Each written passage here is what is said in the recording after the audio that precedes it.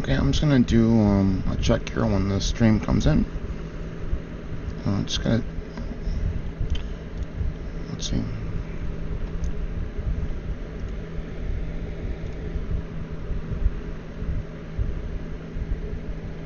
Whatever.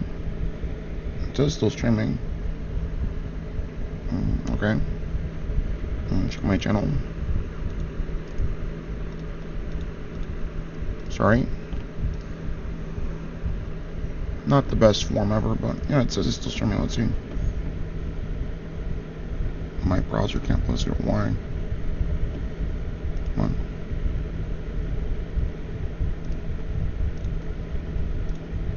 Doesn't make sense. Chromium can't play fucking YouTube videos. What? Whatever. It doesn't matter. It just I need to check on whatchamacallit, on Edge if that's working. I don't really care, but I just want to see if I can play music videos at least, because I'm gonna listen to music here. I want to listen to some, I don't know, some alternative stuff that I like or whatever. But let's see, on my channel, am I streaming that? I'm sorry about the lack of super professionalism or whatever. But is that working? Alright. Alright, okay, that's fine. I'll look at this occasionally just to check the stream, but alright, can I play music videos? Let me just double check. And let me make sure this is off so I don't have copyright strikes or whatever.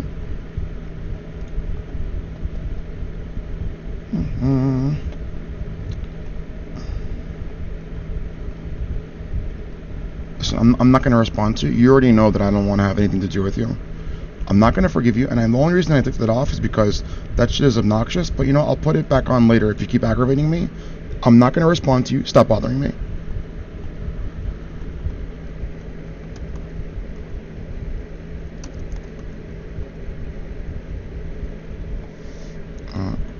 I don't know why you can't play the encoding stream. I don't know, maybe this is because this is a nightly form of the mobile version of Chromium. Get the fuck out of here. Get out of here. This is so slow too. But whatever.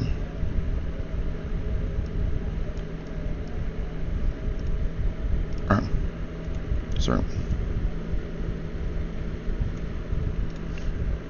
My ears are really sensitive, and if you understand anything about how human hearing works, is like it's like sorry for the name of grammar. You don't even need to play things at maximum volume to be desensitized to hearing things again. So my ears are also very sensitive, so I don't want to hurt my ears, but I'll increase the volume a little bit. I wanted to listen to a different song. This is a good song too. What time is it? Give me 1 second. I need to see when I had my substances that I consumed. Okay. So it's been 44 minutes. Let's go back here. Okay, so 2.5 hours ago, but I was eating. So let's see. Oh no, hold on. This is since I woke up. I'm sorry. About 15 minutes after I woke up. So let me go back here. Nope, that was 15 minutes there.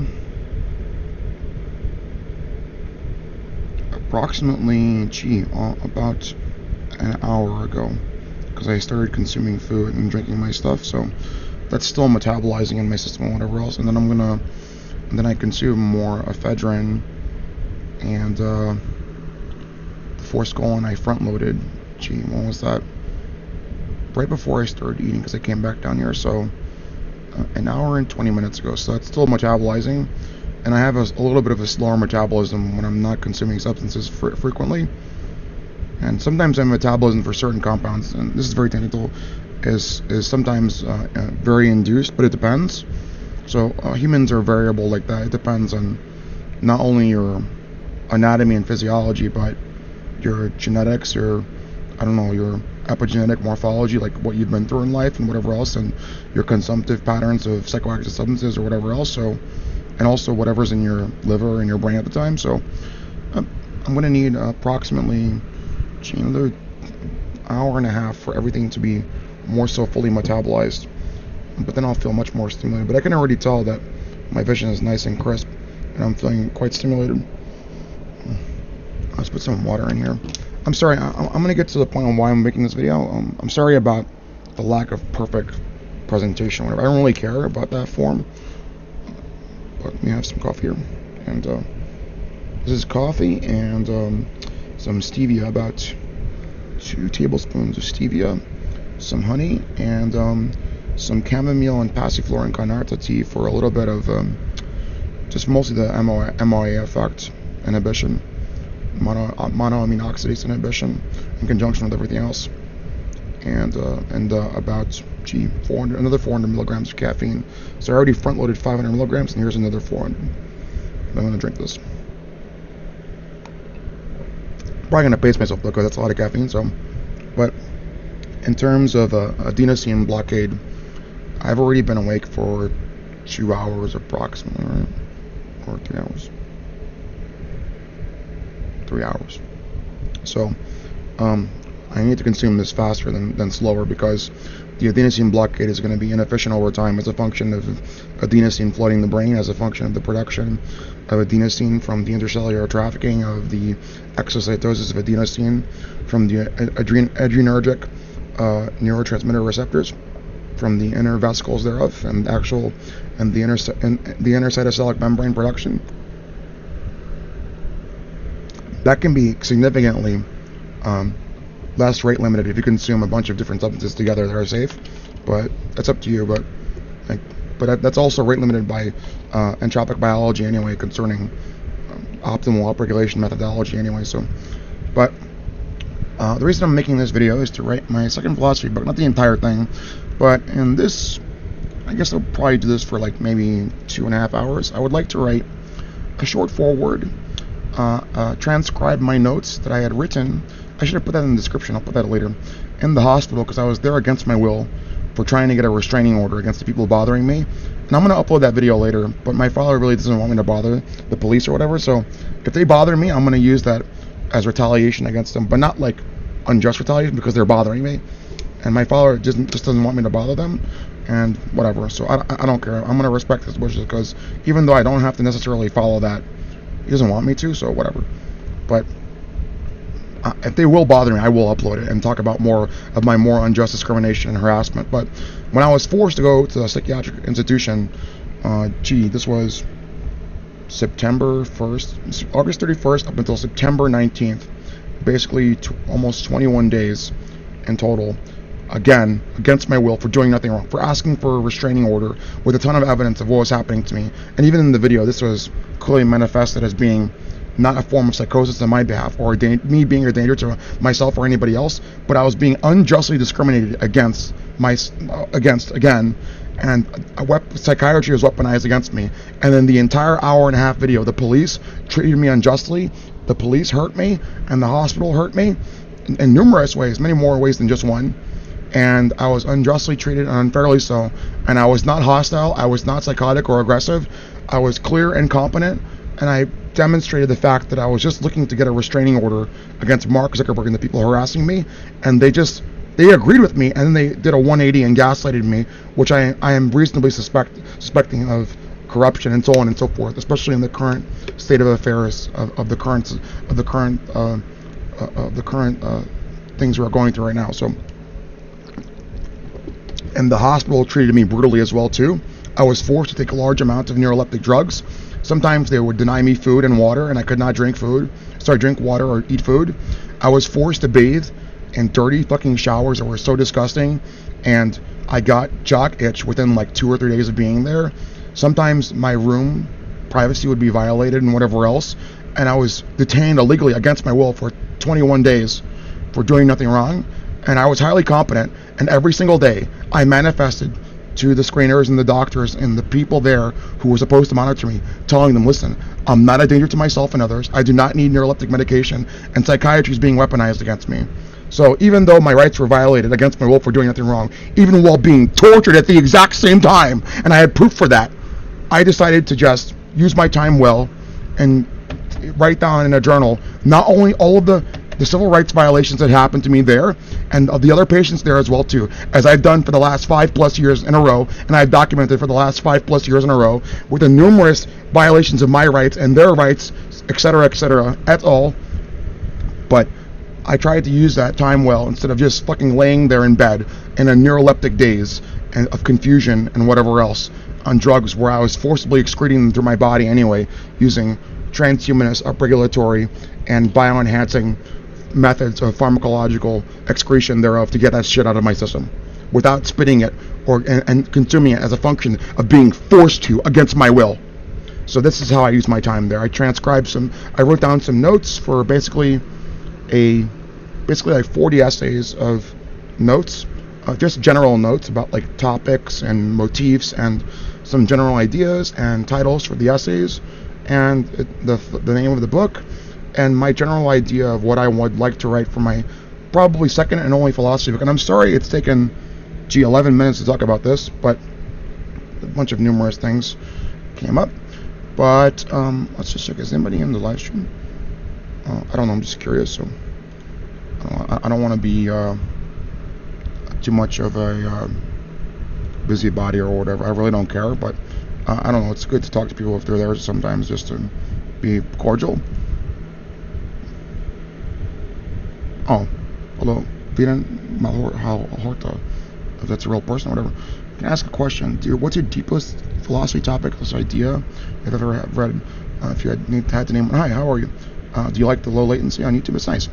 I don't know. I guess the deepest philosophy topic I have ever had is probably something that everybody goes through who thinks about these philosophical topics. But it's very much a non sequitur. Let me just double check this. I just want to make sure this is okay. Sorry.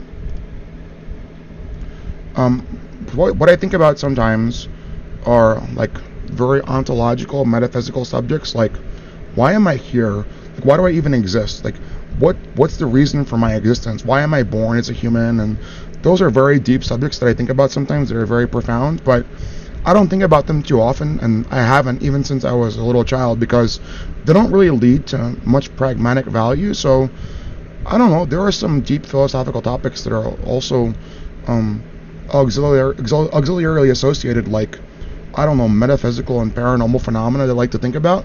But I would say that in my empirical observation about my own understanding of reality, consensus reality, what other people have expressed to me, and what I've learned from my existence in reality, it seems to be that reality is mostly very physically consistent with some very physically consistent entropic principles of a physically reductionist reality that we live in. But there are some very strange phenomena even that occur in the philosophy of mind and concerning free will and consciousness, and some very strange paranormal phenomena that have existed for thousands of years. So that kind of stuff I think about sometimes, occasionally, but not for too often, because those things are mostly stray and fleeting thoughts, because they don't really materialize into much pragmatic value for me. So I try and use my time well, and my limited time on Earth here, in reference to this kind of motif of just philosophy in general, about the temperance of life and the temporality of life, and how one, I believe, should normatively kind of approach life imperatively to see how you could best live your life, instead of trying to, I don't know, kind of go through mistakes or hurt yourself, or try and go through a roundabout way of living, instead of trying to approach life not like a maximizing robot, but from a more natural perspective of how you realistically, phenomenologically live in the moment, how you're going to live and approach life as you would like to see fit. And this is all in the context of the fact that we are mortal beings and we only have so much of a life to live, especially given the fact that we're going to age and die one day. But I believe that most certainly so, especially even in the climatic times that we live in, we are very much on the precipice of like a kind of tale of two cities scenario, but in concerning radically exponential scientific development and the absolution of humanity, given the fact that we are in the precipice of artificially induced genocide and torture and enslavement and whatever else, where we can most certainly become a Kardashev 2 or 3 civilization realistically, rapidly, quickly. and we could reverse senescence and a lot of congenital hereditary diseases and possibly reduce extreme pathogenic infections very quickly and optimally, etc., etc. So I'll just answer this last question, then I'm going to get to work because I would like to use my time well, and I have other things to do today. Did you get any clarity or answers, and what are you working on currently? Yeah, so working on ontological ideas or metaphysical ideas. Phenomenologically, I would say that kind of thought process logically induces in a human being a way of thinking about the consequentiality of the chronology of life and how to go back and forth, to and fro, and also reflexively adapt to the actual logic of axiomatic thinking in terms of causality and consequentiality, possibility, pragmatic effects. Oh, thank you. Oh, sure. Yeah, I'm going to put my contact details here, but I'm going to kind of summarize quickly because I would like to get to work, and I would like to maximize the potency of my stimulants and other drugs. They're probably going to last for a long time, not like 17 hours like yesterday, because that was mostly my naivety to force colon. But tolerance to that does not build in the same way as other pharmacological substances. Let me just check this through. So I'll answer this question. I'm new here, but you are really an interesting guy. Fascinating content you create. Is there any way I can contact you outside of this? Yes, I'll just put my contact details here, and it's in my details too of the description. So here you go. I'll just give you my phone number. I don't even care. So here's my phone number in the United States. Email. I have a new email because my other account is acting up.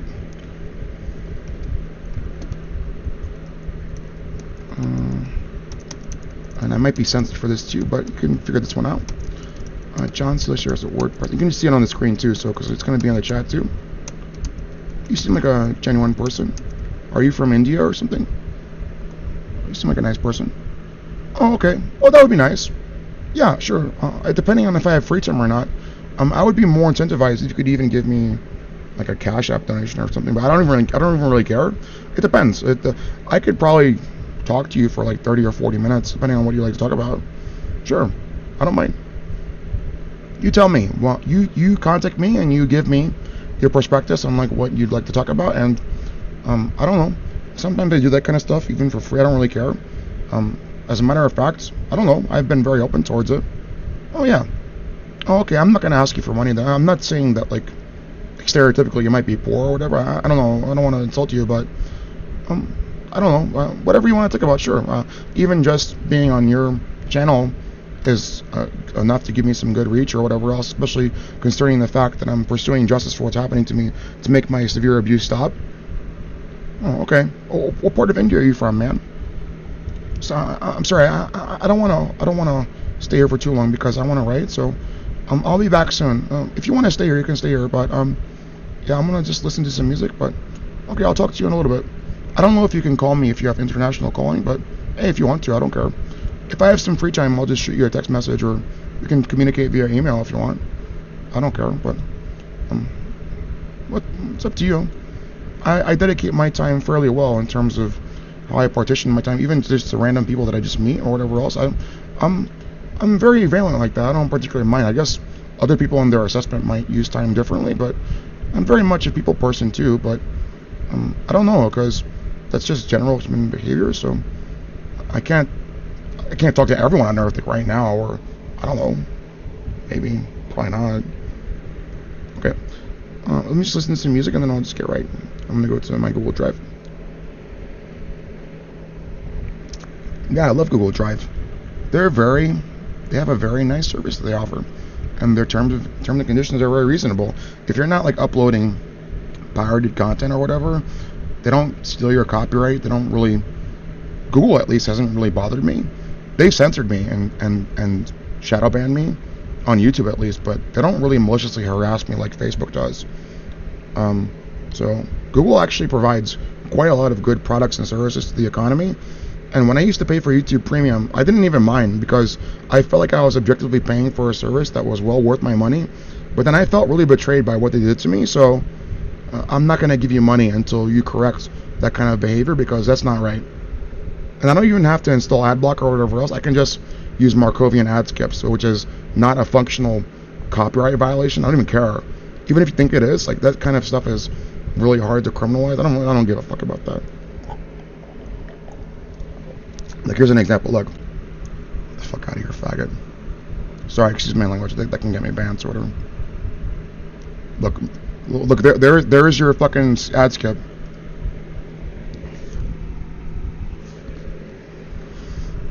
I gotta plug in my headset soon.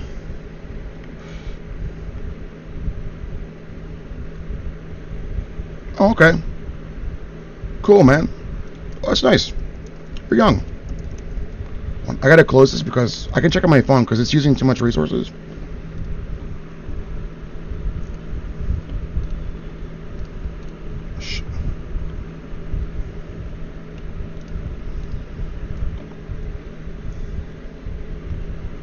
Alright.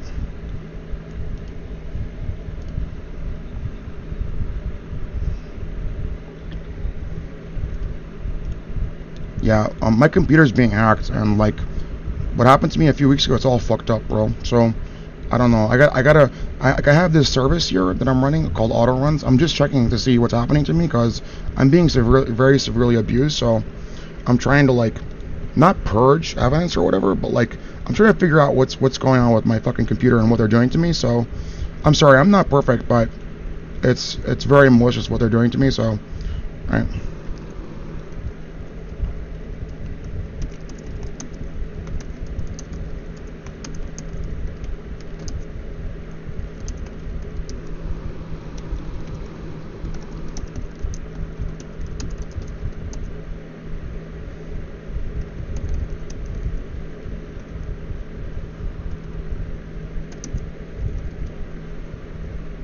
So this is just the outline.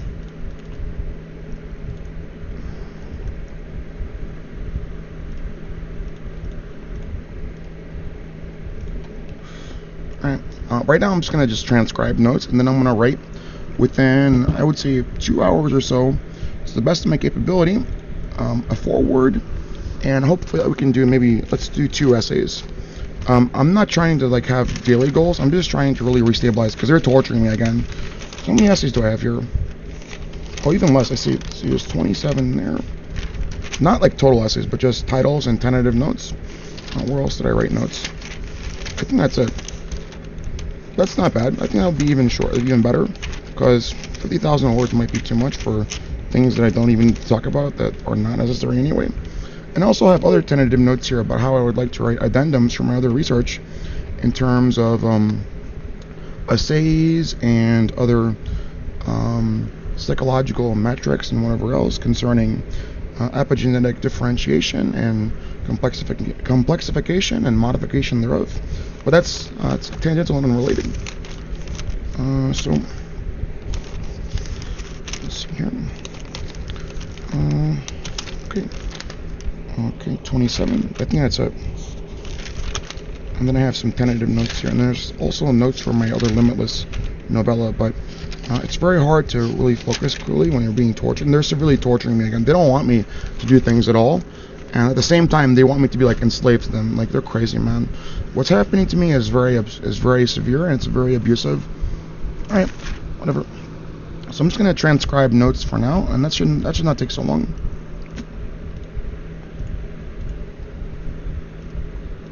Okay, I need to charge this because it's letting me know that it's getting low on battery. This headset is so nice, you can not only charge it with an AC outlet, but use it at the same time.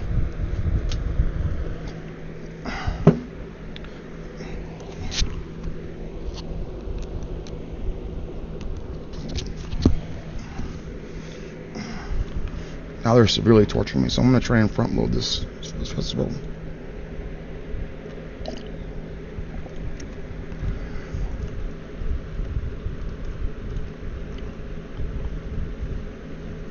Nope, I'm not going to forgive you. Here we go. I'm going to put this back up again. We're not going to talk about that. Stop bothering me. Nope, you're not in control of my life. Stop bothering me, Mark Zuckerberg. Nope, gaslighting, that's not going to work. Stop bothering me!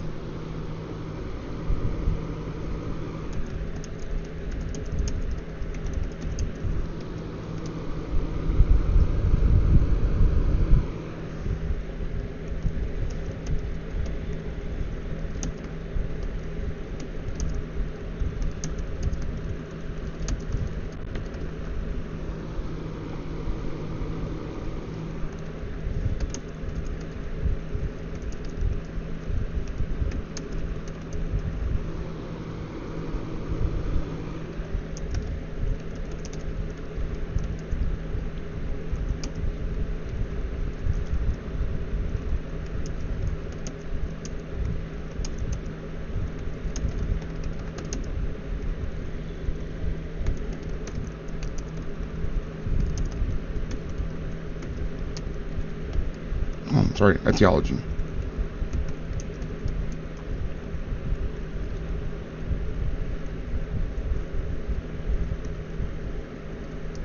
Nope, I have proof that they're hacking me. Oh, sorry, no. This is 2A.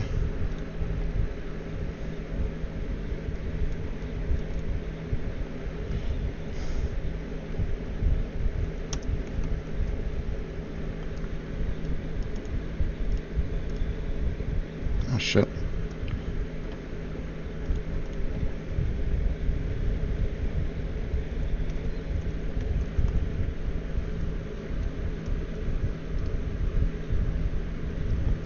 We're gonna have to go from the previous line here, so.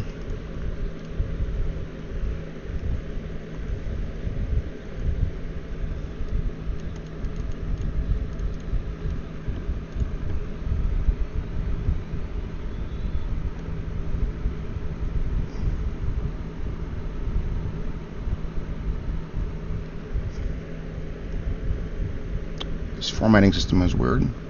Nope. I did not want to listen to that. What happened to my playlist? That's weird. Whatever.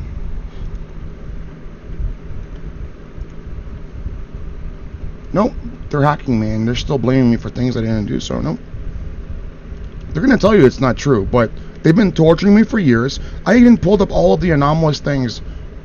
Get the fuck out of here. I don't want to listen to that. They've done the anomalous pushes to my computer that happened after I came back home from my forced institutionalization after losing my apartment. Nope. And if you're going to accuse me of doing things that I didn't do, then you should have some proof, because I've got proof against you.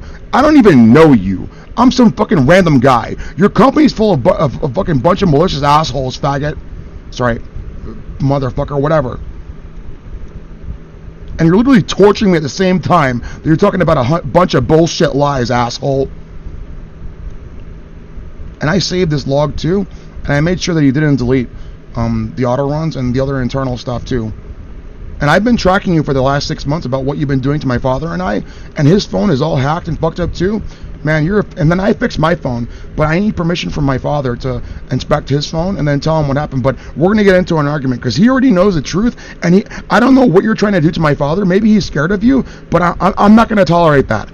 I'm not gonna forgive you. You don't control me, and I'm not gonna be your torture slave. Nope, stop. You stop it, asshole. That's not gonna work.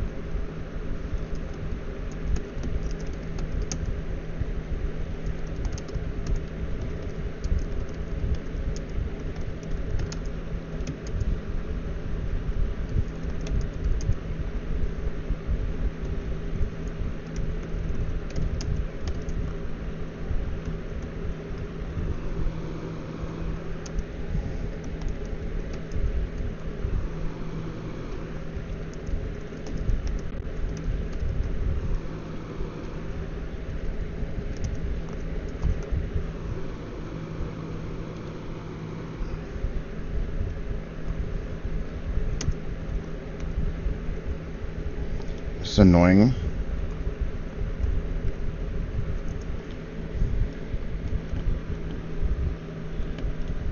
What a pain in the ass.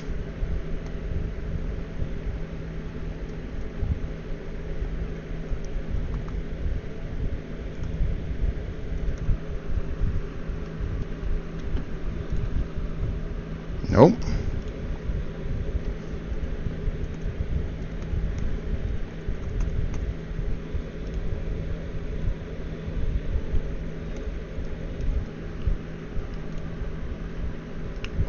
What?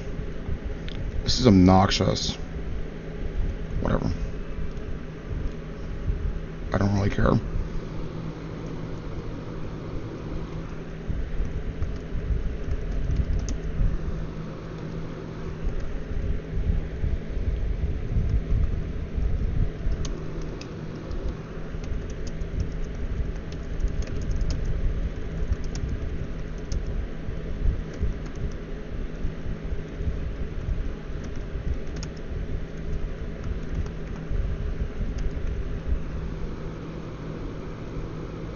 Oh, okay. Those are other miscellaneous notes. So,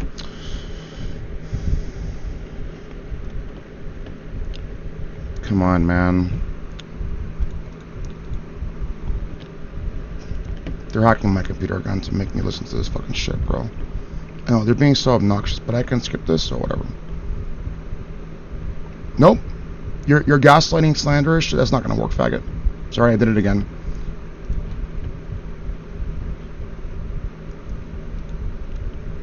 I've got a quite large coalition of people that support me. You're not gonna succeed at your rape and torture, satanic, whatever you want, faggot, loser, whatever you are. You're a loser. Nobody wants to be raped and tortured by you.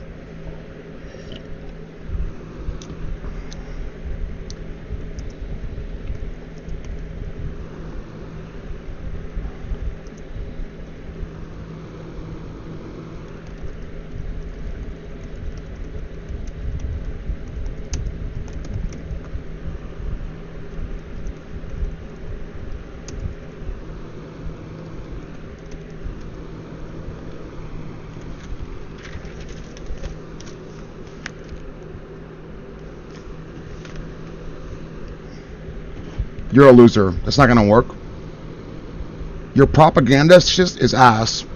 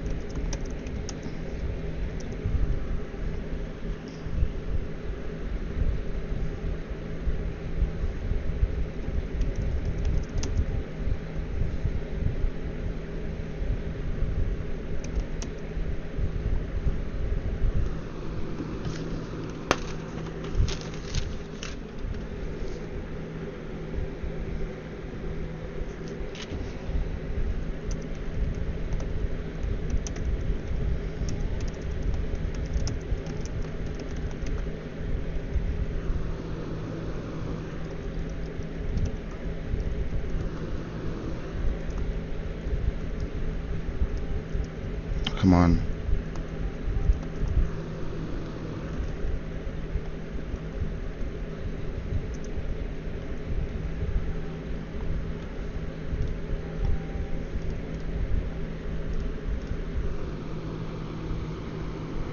Dude, this torture stuff, listen, man.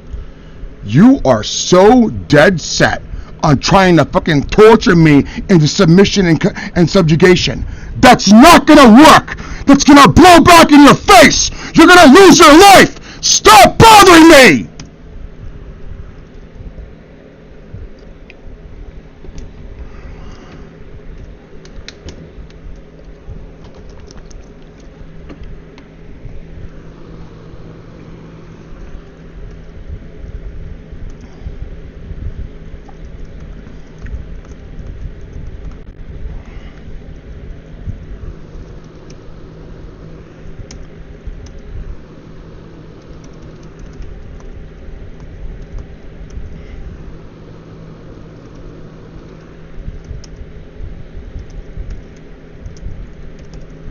I don't care if you don't want me to. Don't you realize that hasn't worked for almost 9 years? You're delusional, dumbass! It doesn't matter if you don't want me to! You're delusional!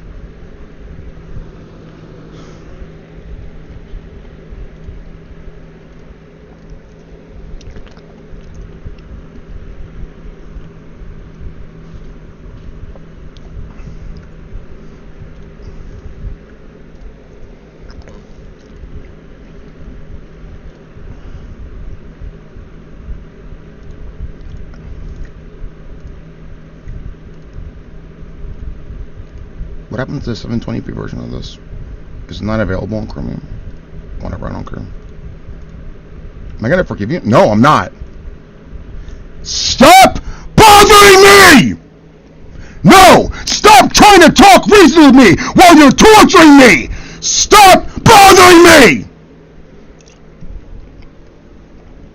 No, I don't have to. Stop bothering me. No! Stop bothering me! Nope. If you call me, I'm going to trace you and dox you and block. I'm going to record the call. I already told you. You're going to have to try and physically capture me. Stop bothering me! I'm not going to. Stop bothering me!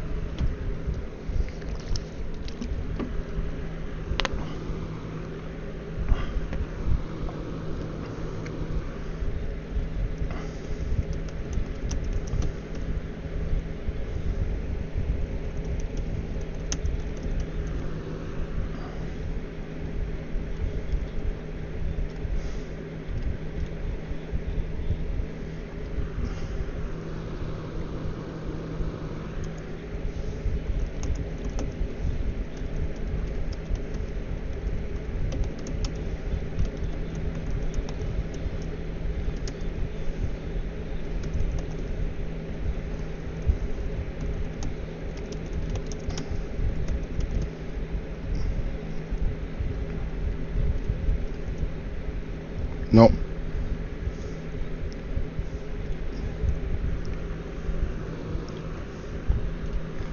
You're still dead set on torturing me, huh? I'm telling you, you're gonna lose your life for what you did to me and everybody else. You're a delusional megalomaniac. Stop bothering me!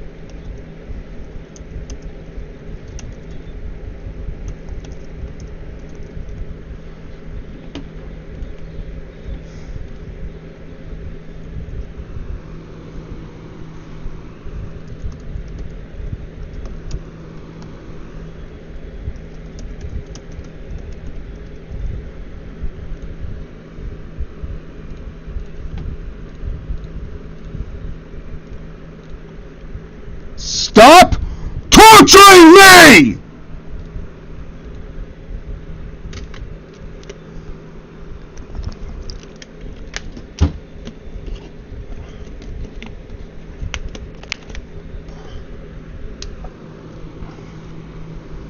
I'm not going to forgive you. I'm not going to do what you want me to do. Stop torturing me!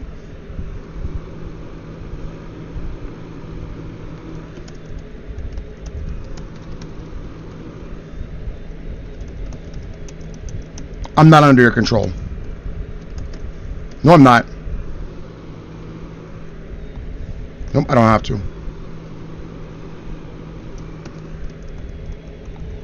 Nope, I don't have to. No, don't worry. I'm not going to. You're not going to appeal to me. Stop bothering me!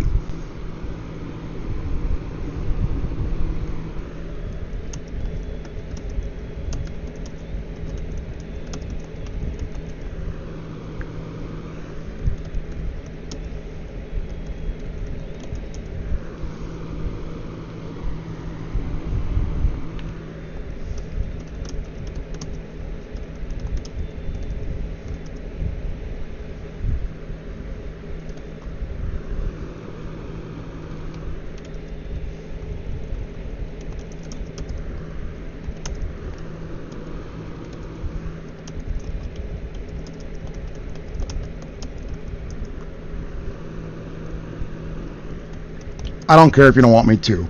It's been 9 years of you torturing me and you not getting what you want. I'm not gonna do what you want me to do. Stop bothering me! Nope.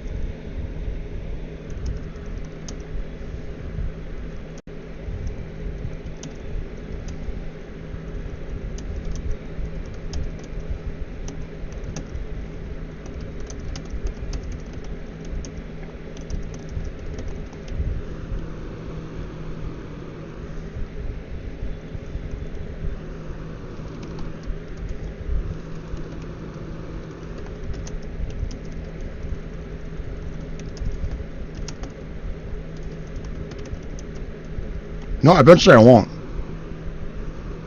No, I won't. I don't care about whatever hook and nose future, I won't. No, I won't. I'm not under your control. You're delusional. You're a delusional parapsychotic megalomaniac. I don't care if you're going to call the police. It doesn't matter. That has no effect on me. I already told you, no matter what happens, I'm not going to do what you want me to do!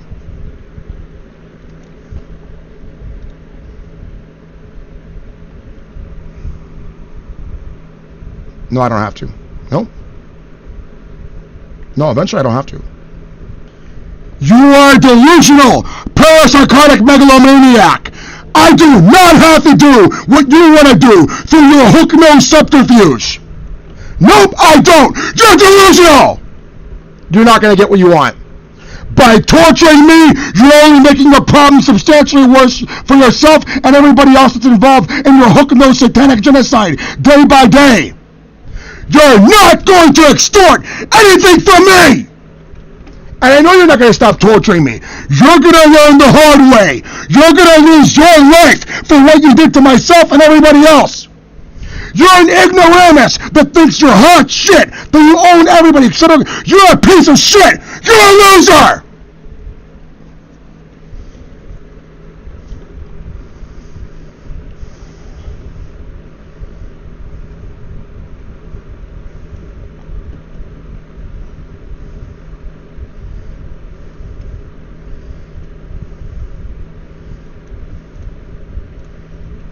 I don't care if a lot of people think I'm crazy. It doesn't matter.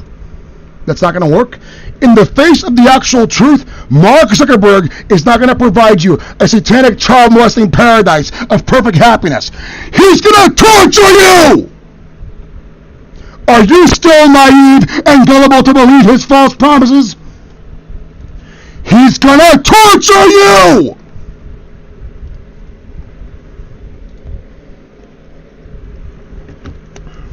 What about me?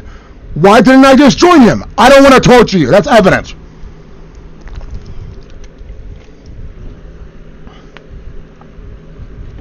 Let's see. Even though this is going to be sarcastic hyperbole, let's see. The philosophy of life before death and afterwards. We're talking about decentralized syndication of transhumanism in terms of freedom, the pursuit of intellect, and freedom and liberation. We're talking about.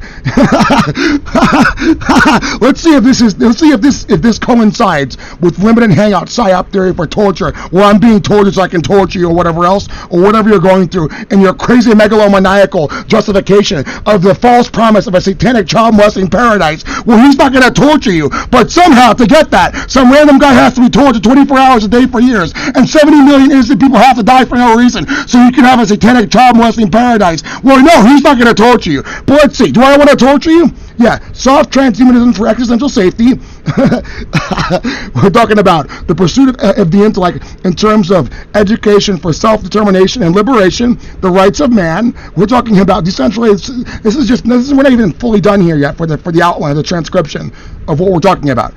Does it seem like I'm talking about enslaving you and torturing you? I don't want to control your life. I'm suffering for you, and you're still naively and gullibly thinking that he's going to offer you a satanic child molesting paradise or whatever, and he's not going to torture you. He's going to secretly torture you. You want me on your side. You should support me, not him. Because he's been offering you false promises of shit for years, and he hasn't delivered on jack shit. But 70 million innocent, young, healthy people died, and I've been tortured indiscriminately for years for doing nothing wrong. But apparently, that must be the righteous pathway towards a satanic child molesting paradise, and not complete, total totalitarian institution of torture and enslavement. No, of course not.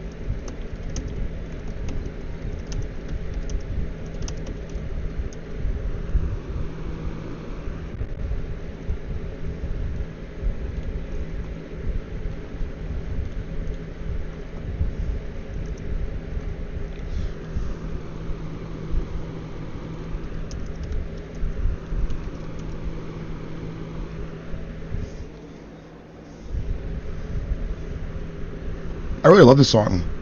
This is a good song. It's called Testarossa Auto Drive by Kavinsky. I don't like Ferraris or whatever. I just like the song.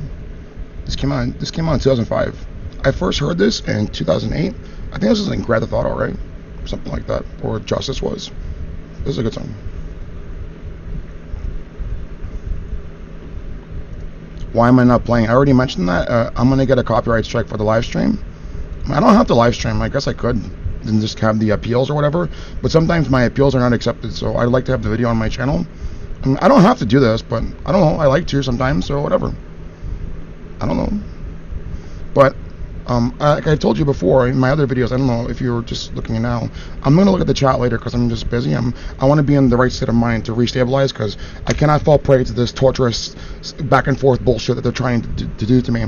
But as a form of self-accountability and in terms of the work that I do, where they've been claiming for years that I don't do my own work, this is more proof every single time that I do actual work It's actually me doing my work instead of their bullshit, ludicrous claims where they have not proven their entire lives that they're not Ball, Shem, Habsburg, Rothschild, satanic CIA scams that don't do jack shit.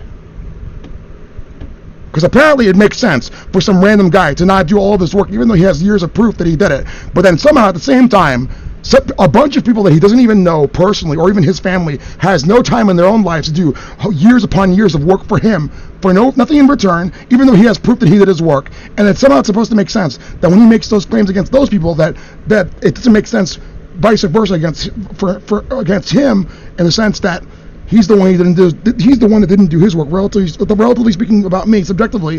But then when it comes to them, no, because of their ego and their false propaganda and their Jewish revisionism, their hook-and-nose revisionism, it's okay for them to declare that they are the truth now, even though they duplicitously lie, and they've killed 70 million innocent people, and they've been torturing people like me indiscriminately for years for no reason. And that's now the truth, even though that's completely cognitively dissonant from reality. So that's another reason why I do this kind of stuff, for more self-accountability, per the discretion of people willingly wanting to watch this. But Mark Zuckerberg forces that shit down your throat fucking every single day you open up the newspaper against your will, because he publishes fucking Huff pieces by giving Ariana Huffington $666 million a year for Huff pieces that are so counterintuitive that makes him look like a cringy ass loser. You're a Jewish retard with a fucking hook nose. You're the very own reason that you got your own bad press. You're a cringy ass loser.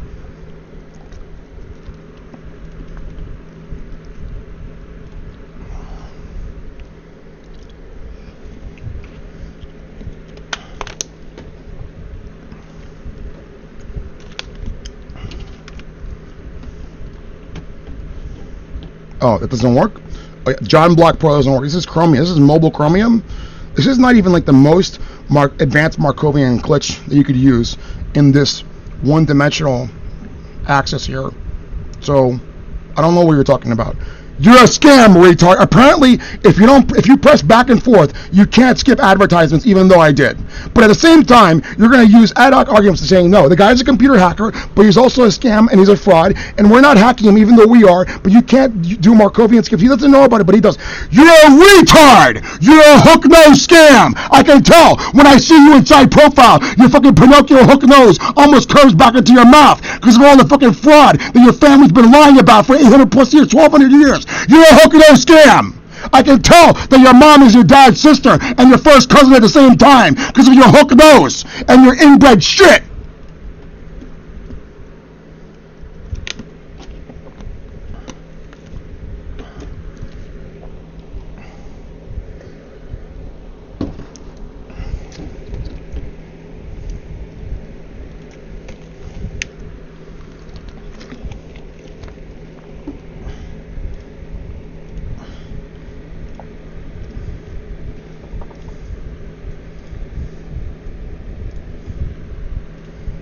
Sorry, honey. You want to go outside? You want to go outside, honey? You want to go outside?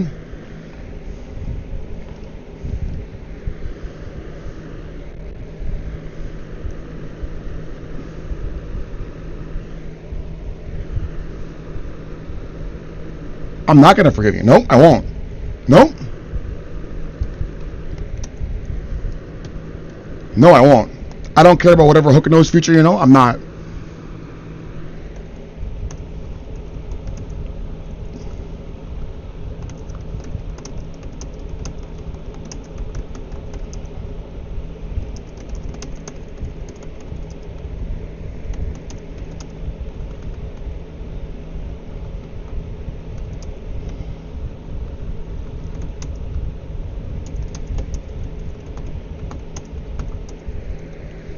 Alright, you wanna go outside, honey?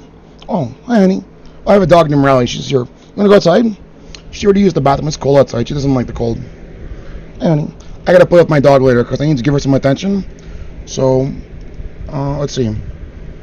Let's go for another hour and a half, or yeah, how about another hour and a half? That sounds good. I have things to do today. You know what? Let's see. It's gonna be dark soon. I woke up late today. Yeah, hour and a half sounds good. I have other things to do, so. and I want to de-stress too because I'm very stressed. So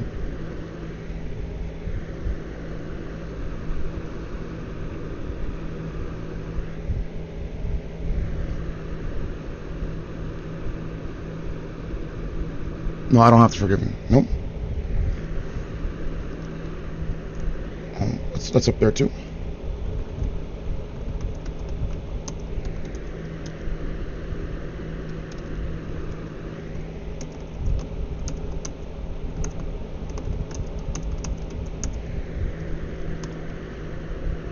You're a loser. You're a self-deprecating loser, and you've been listen. John Carmack, Paul Malecki, Peter Thiel, Sheryl Sandberg, Mark Zuckerberg, all of you and your satellite associates, your entire corporation is a scam. And even the scam is not a very good scam. You've been talking in your hook-and-nose echo chamber for the last 9 years about me, talking bullshit. All you're doing is deluding yourself and looking fucking mentally retarded when you're trying to convince others that I'm a scam. You're the one who looks like a scam. You're a delusional, psychotic, parapsychotic megalomaniac. You're delusional. You're stupid. Your ego and your narcissism is not even well-founded on something to be egotistical about. You're a delusional, parapsychotic megalomaniac. If you're going to have a fucking ego or a hubris in life, you might as well have an ego based off of doing something with your actual life instead of hook-nosed, Hufflepuff bullshit. Because you're doing all that Hufflepuff, pretending like you're fucking Gryffindor or whatever, but you're a Slytherin piece of shit, asshole.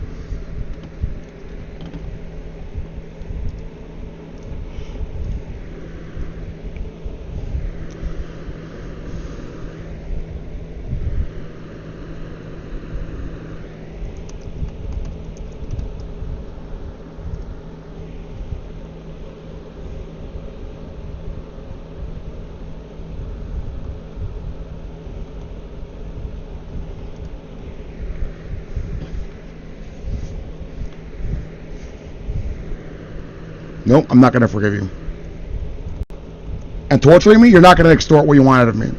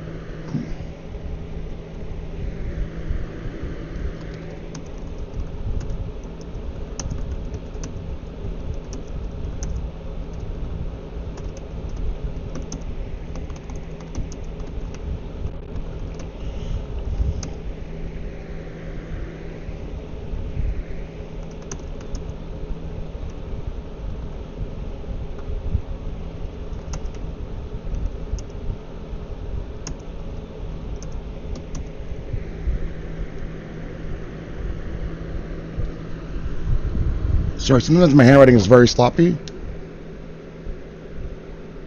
What the fuck did I even write here? It looks like it says video links. What the fuck did I even write? Sorry, so my handwriting has gotten neater over time, but like when I'm on neuroleptics and I'm also being tortured, sometimes like I'm not very good at my calligraphy and demotic writing. So not demonic, but demotic, like where you are writing via script. So, but my handwriting has gotten significantly better via practice and my handheld calibration of the way I use my wrist and my hand, because I used to have very bad handwriting. My father sometimes does as well too. My brother, I have not looked at his handwriting in a while. My brother's ambidextrous. I'm right-handed. I believe my father is right-handed too, and so is my mother, but my brother is actually ambidextrous. But I haven't seen his handwriting in a while. His handwriting is actually very neat, but I've actually increased the actual um, clarity and the what's the word I'm looking for here? The um, I would say cohesiveness of my writing. I'll show you an example. I'll show you the actual notes. So give me a second. Let me just open this up here on the other scene because it's more convenient. Okay. Try that. Let me just get a nice preview there. It's hard to see, I know, because my webcam is very bad. So let's see. Let me get a nice preview in there with some good lighting. So I'm sorry. I know it's not the best handwriting. It's hard to tell too. I could take a picture for you, but I'm not really concerned about that. It's not the best handwriting ever, but I'm sure people write a lot neater. But I used to write like very bad cat scratch. But I've really worked on my calligraphic demotic skills in terms of writing with my wrists, just to improve my handwriting. I can also write in cursive. I write much neater in cursive. But I don't like cursive too much because it hurts my wrists. But in terms of print handwriting, it's gotten much better.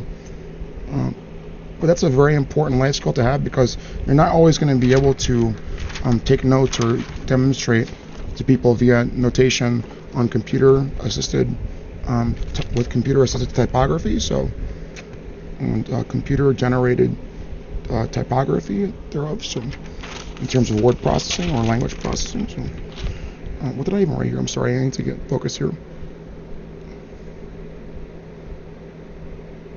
Oh, okay. I was thinking about the laser bazooka thing. I was looking to see why I said that, but now I have the context. So, you know what?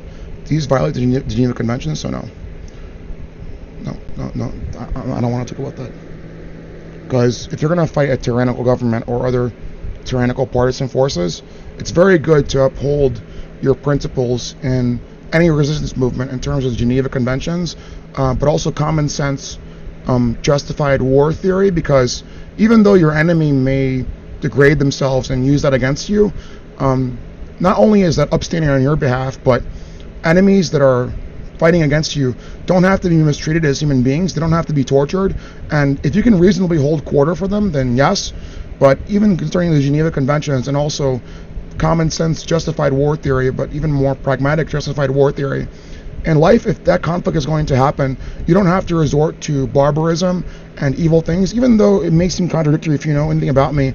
The only reason I'm really even resorting to extreme things about violence or civil war, revolution, or even saying that I'm going to torture the people that are hurting me is because it's not normal for anybody to be tortured and severely abused and harassed every day.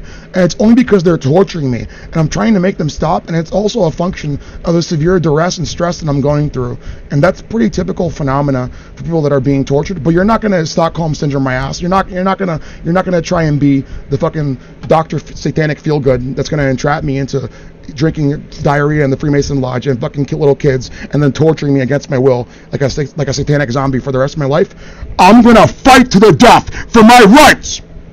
So the point in summary is that it's always important not to resort to barbaric monstrous behavior, because that not only degrades your human nature and character and principle, but it denigrates the right and integrity of human beings, and also the fact that it leads to vacuity of power in the sense that it's a very slippery slope about how human beings are going to be treated, and there are many transactional bases for treating human beings correctly in warfare, obviously in life, but in warfare it's very important because it's not necessarily about the extrinsic deterrence more for me, but it's about how to treat other human beings, even if they're fighting you. So you don't have to necessarily make them you don't necessarily have to treat them like they're your brother or your mother or whatever, like chivalrously so, as if like they're your best friend.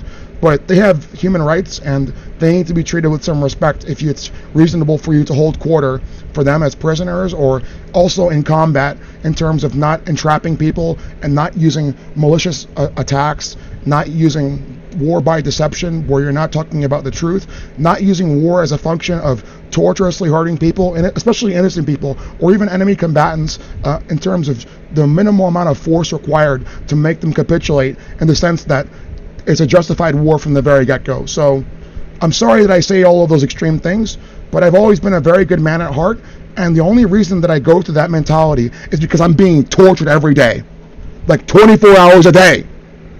No, I'm not going to forgive you, and I'm not stupid. Stop bothering me. Oh, my chivalry doesn't matter? Well, apparently it's quite ironic, because all of these powerful people want me to forgive them, and they're torturing me, but I don't matter. You know what doesn't matter? Your life doesn't matter anymore, because you're part of a worldwide genocide where you want to enslave and torture and rape billions of people. I'm not going to capitulate to you, but I don't have to resort to torturing you. I'm not going to do what you want me to do. You threw your entire life away for nothing, and amplifying the torture is not going to do jack shit. Your narcissistic egotism is parapsychotic megalomaniacal behavior that's not even based on any justifiable narcissism. You're a delusional retard. You're a hook-nosed dumbass.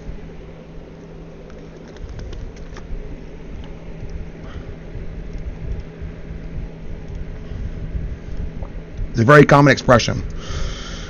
Don't let monsters turn you.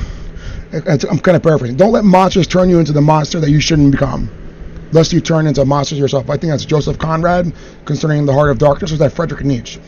Sometimes you stare, both of them actually, they refer to each other in illusion, an allegory. But Conrad did, because Nietzsche was before Joseph Conrad in the 1900s when he wrote The Heart of Darkness, which is about, I think it was the war in the Congo, right?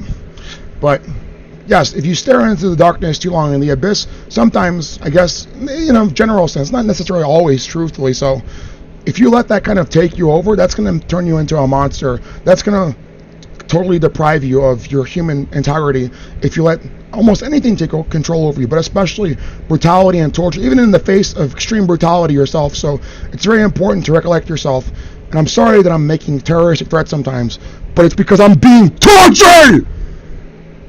And there was nothing like that from me my entire life, only until they started torturing me! I'm not gonna forgive you! Stop torturing me!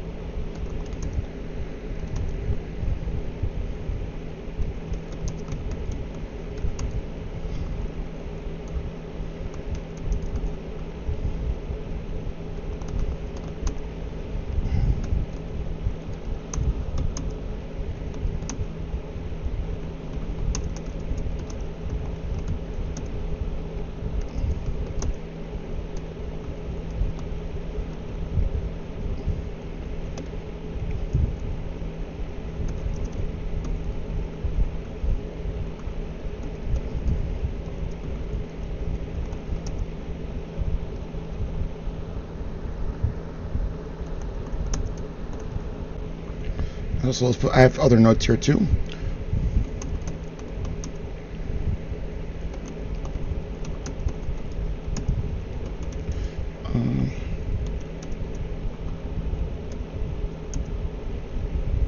What's that called again?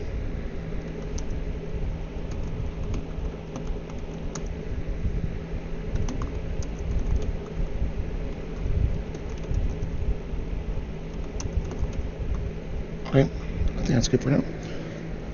Am I done? No. Are you done with your fucking narcissistic, megalomaniacal, parapsychotic behavior? You're delusional! Nobody wants you to rape them and torture them! You're crazy, retard!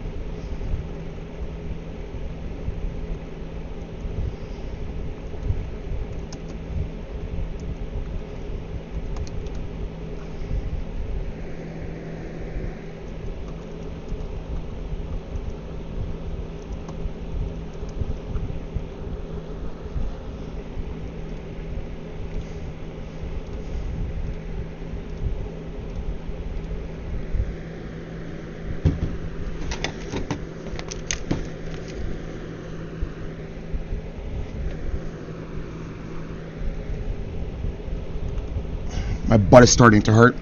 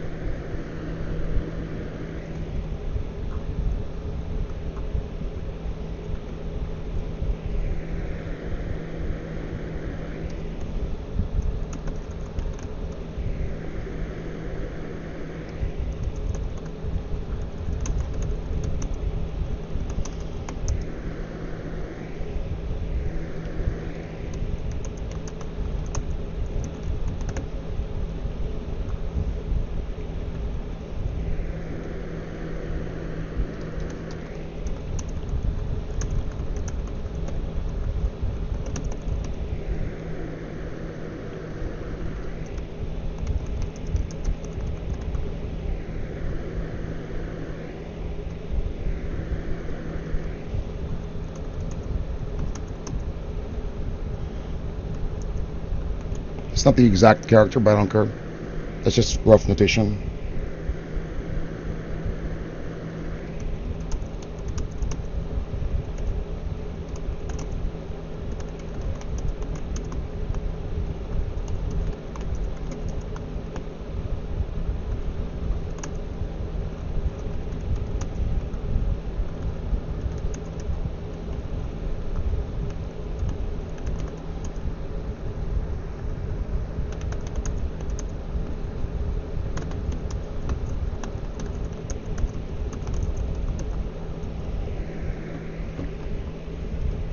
This is probably going to be my second and last philosophy book. I don't see a reason to cover the same topics over and over again.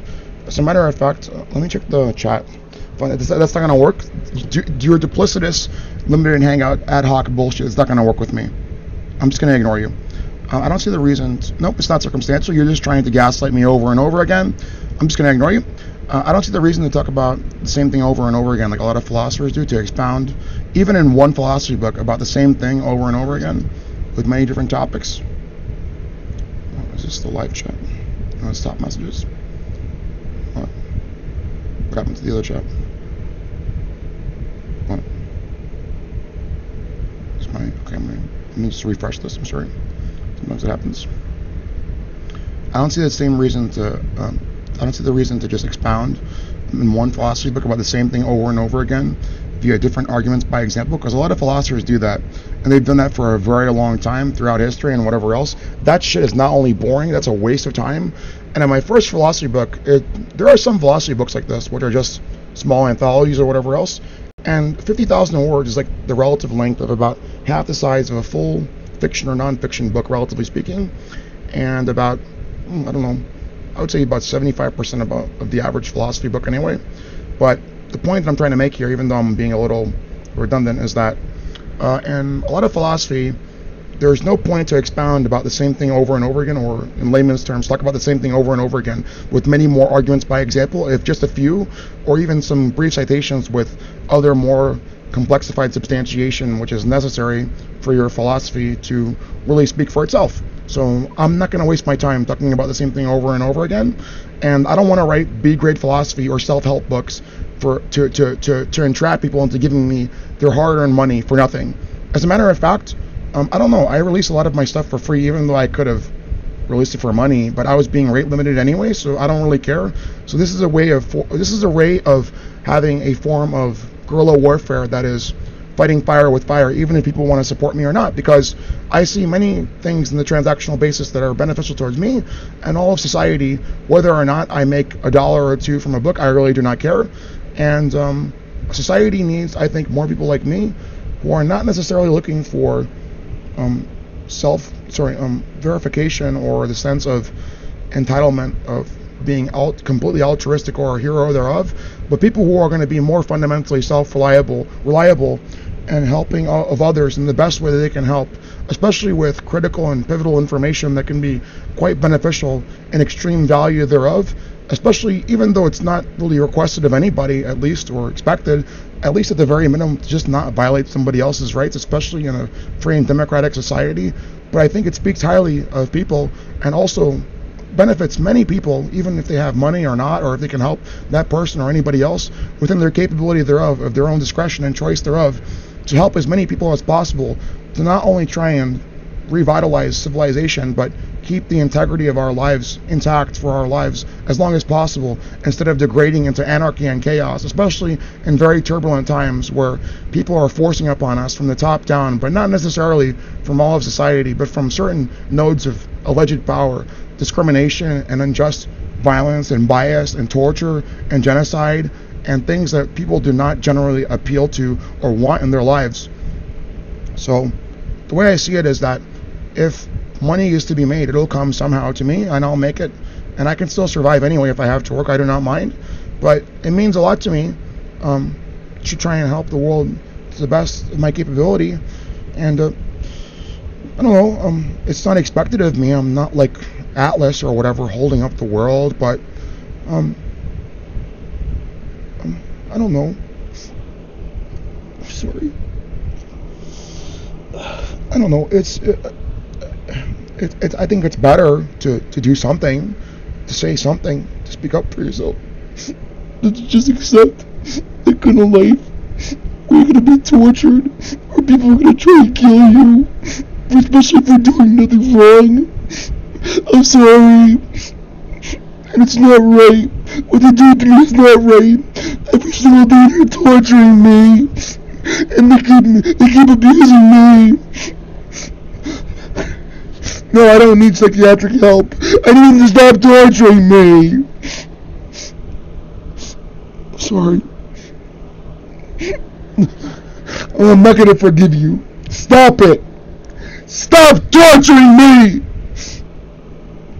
I'm sorry, I need to compose myself. Really, stop it, honey. No, stop. No, honey, stop it. I'm sorry, honey. My dog's name, her name is Ferelli. Every single day they're torturing me. I'm sorry.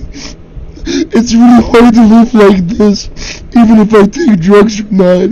They're always torturing me. All of those innocent people have already died. I don't know. I'm sorry.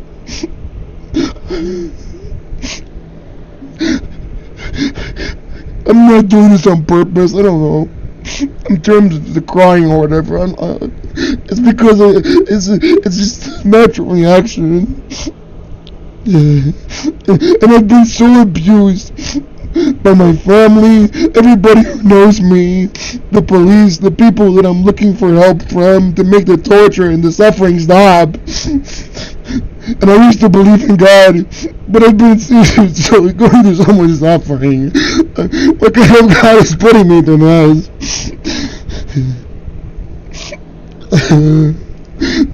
The only truth that I really know is that I live in a world full of people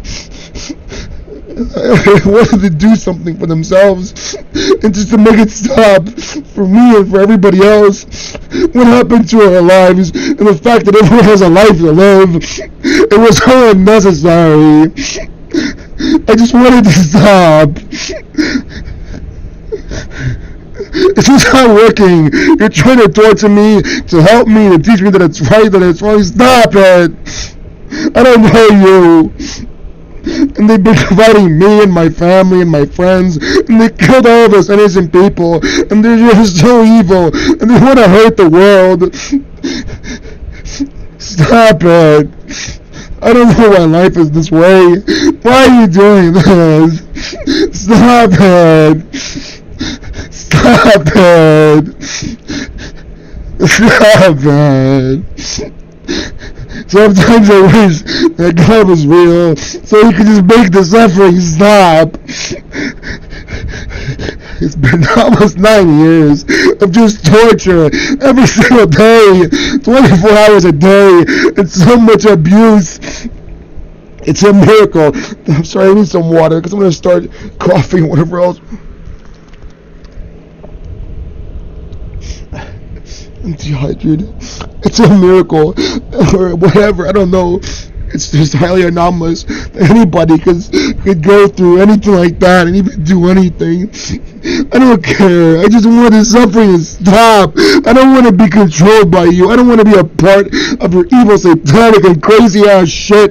I'm not going to condone it. I want to live free and happy. I want people to be free and happy. I want them to come to their own decision.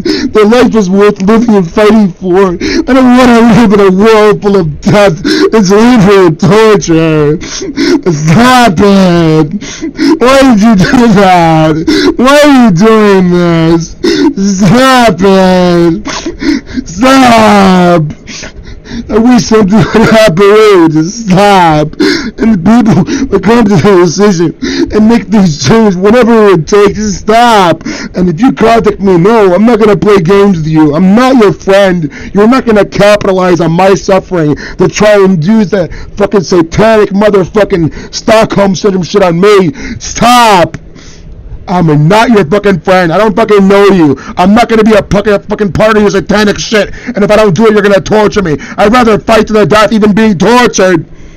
No, don't tell me to stop. Stop blaming me for what you did to me and everybody else. No, you stop. You stop, asshole.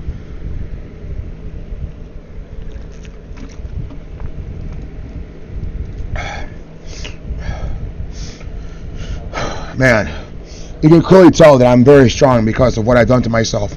And it's not because they're torturing me that I change. It was because of what I did. Like, for example, let's look at all that negative stimulus that helped everybody in the fucking Holocaust when they were burned to death and fucking tortured. Everybody who's being tortured in gulags in North Korea. Look at all that negative stimulus. Look at the people who are being tortured in Guantanamo Bay. When they're being tortured, is that negative stimulus helping them? Get the fuck out of here. Look at all those people in those graveyards that are dead from the negative stimulus of death. Is that helping them? What about those 70 million innocent people that died in the last 3 years? Is that negative stimulus helping them? Why couldn't they do better? Motherfucker! You're a motherfucker! You're an evil motherfucker!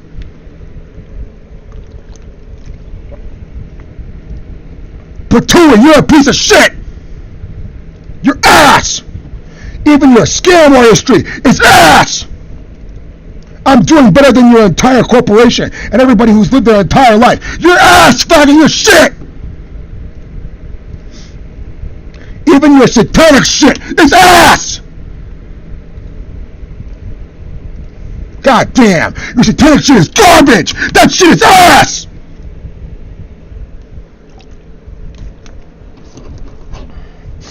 Patua, you're a motherfucker with a fucking hook nose! You're an inbred piece of shit! And your narcissism is based on jack shit bullshit! You're hot flaming shit! You're ass! And your mom is literally your dad's sister! You're ass!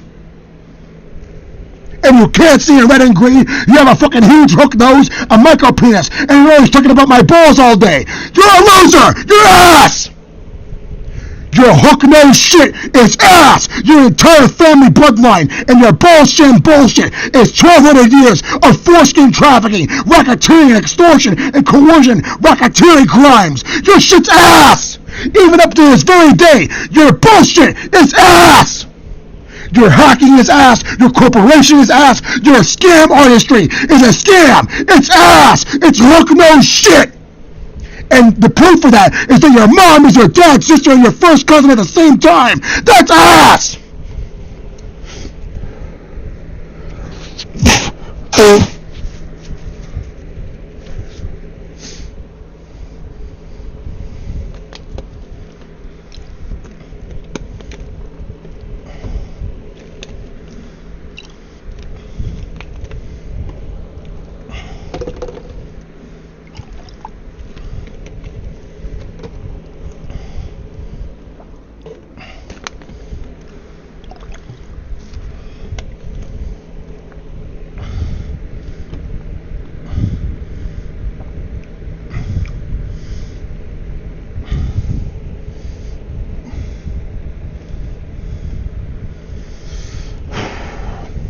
You can clearly tell that I don't have major depressive disorder anymore.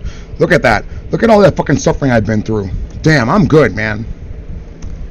I don't know. If you don't believe all of that cognitive neuroscience and physiology stuff and the endocrinology and the endogenic science with thousands upon thousands of non-circular referential peer-reviewed citations, which have like hundreds upon hundreds of references each in those citations thereof, I don't know what's gonna satisfy you in terms of empirical peer review that clearly well surpasses not even just basic falsifiability, but extreme substantial peer review in terms of meta-analyses, literature review, or working hypothesis thereof. That's pretty good for some random fucking guy who's supposed to be a mentally retarded Mexican who can't even do math, right? Who's a loser and this and that. You're a scam! Your hook nose shit is ass!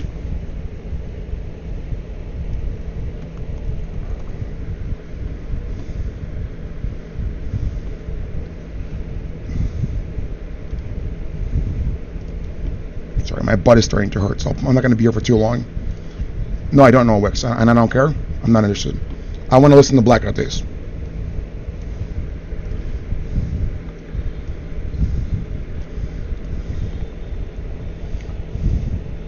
No, I'm not going to forgive you.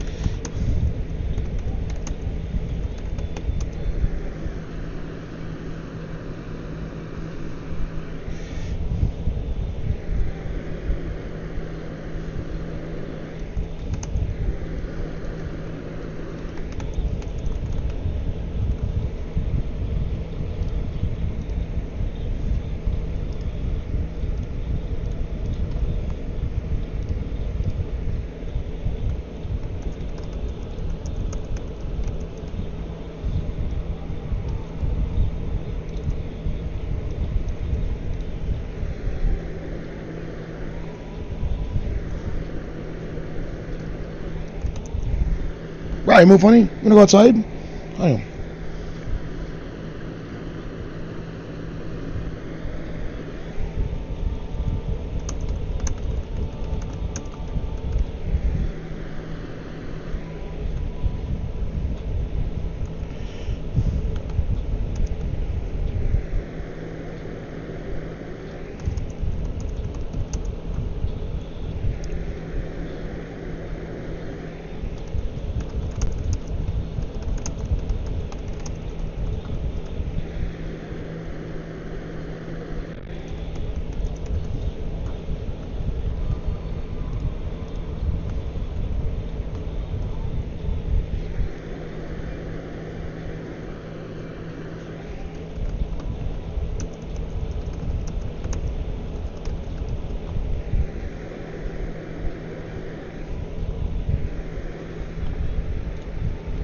And you're still delusionally torturing me, thinking I'm gonna capitulate to you.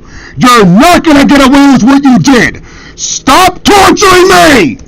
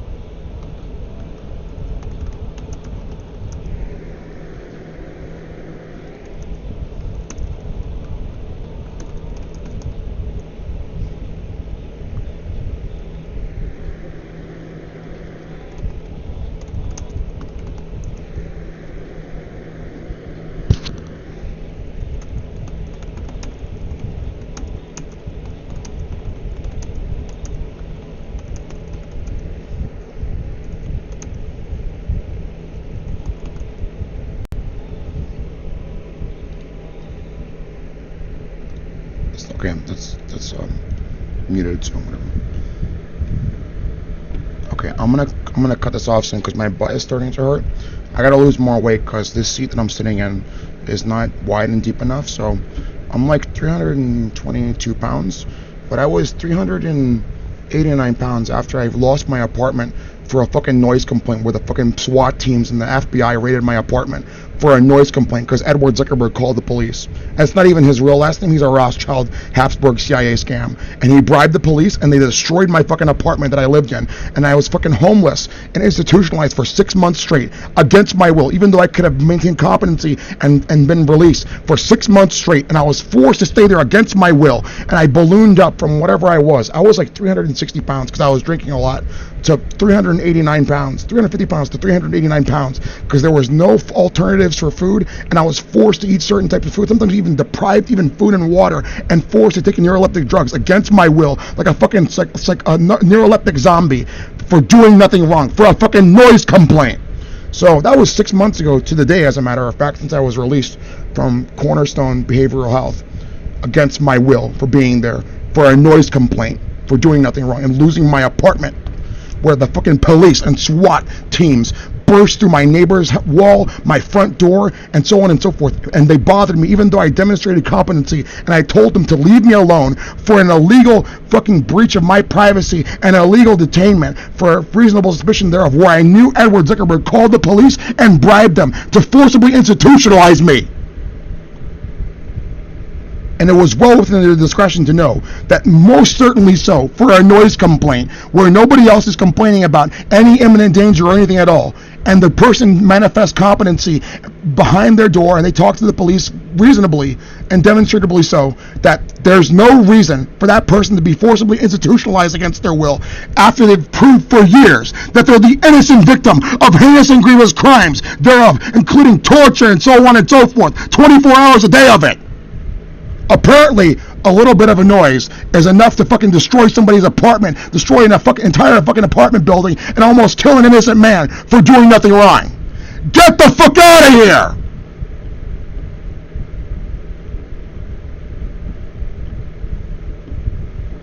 So, give me about 15 more minutes, because I would like to wrap this up. I didn't do everything that I wanted to do, because I'm not very optimal in terms of what I used to do, but whatever, it's okay. Because I spend a lot of time fucking bullshitting and whatever else, and transcription is a little bit slower, but whatever. I spent 15 minutes talking to that dumb guy. It's not the dumb guy, I'm sorry, the Indian guy. Sorry, and I spent like whatever 5 or 8 minutes. It doesn't mean if you're Indian that you're dumb. I'm sorry, I'm not in the right state of mind. And I spent 5 or 8 minutes, or even 10 minutes or whatever, fucking crying and talking about this bullshit, even including now. And then like another 10 minutes just checking my live stream, another miscellaneous thing. So whatever. 30 or 40 minutes on fucking garbage, fucking nonsense. So whatever. I'm a little bit slow, especially concerning my previous rates, but transcription is a little slower. When I'm in a very good cognitive flow state, even when I'm being tortured, but not because I'm being tortured, remember that, and I'm very well versed in what I'm doing, no matter what it is, as a matter of fact, in my cognitive flow state, and I'm very well prepared for what I'm doing. Like for writing, for example, if I'm doing it every day consistently and I'm focusing on it, I could reasonably write, in terms of optimal writing, in terms of like even technical writing, up to about 1,600 to about 2,000 words per minute. But I haven't been that consistent in years, because I'm not going to do all of this work for them to steal it from me and torture me at the same time, and then I'm going to be fucking on the street homeless, being spit on and fucking shit on and kicked and beat to death while I'm getting frostbite and starving and very thirsty, and then the entire world's going to survive and live in their Tikkun Olam, not because I'm jealous, but because I have a life to live too, and I don't deserve to be tortured and homeless and starving to death and being frostbitten, even for all of the good work that I did. That's available for free online on my website, etc., per the discretion of your viewing, and so on and so forth. I never even deserved to be tortured at all, especially for doing nothing wrong.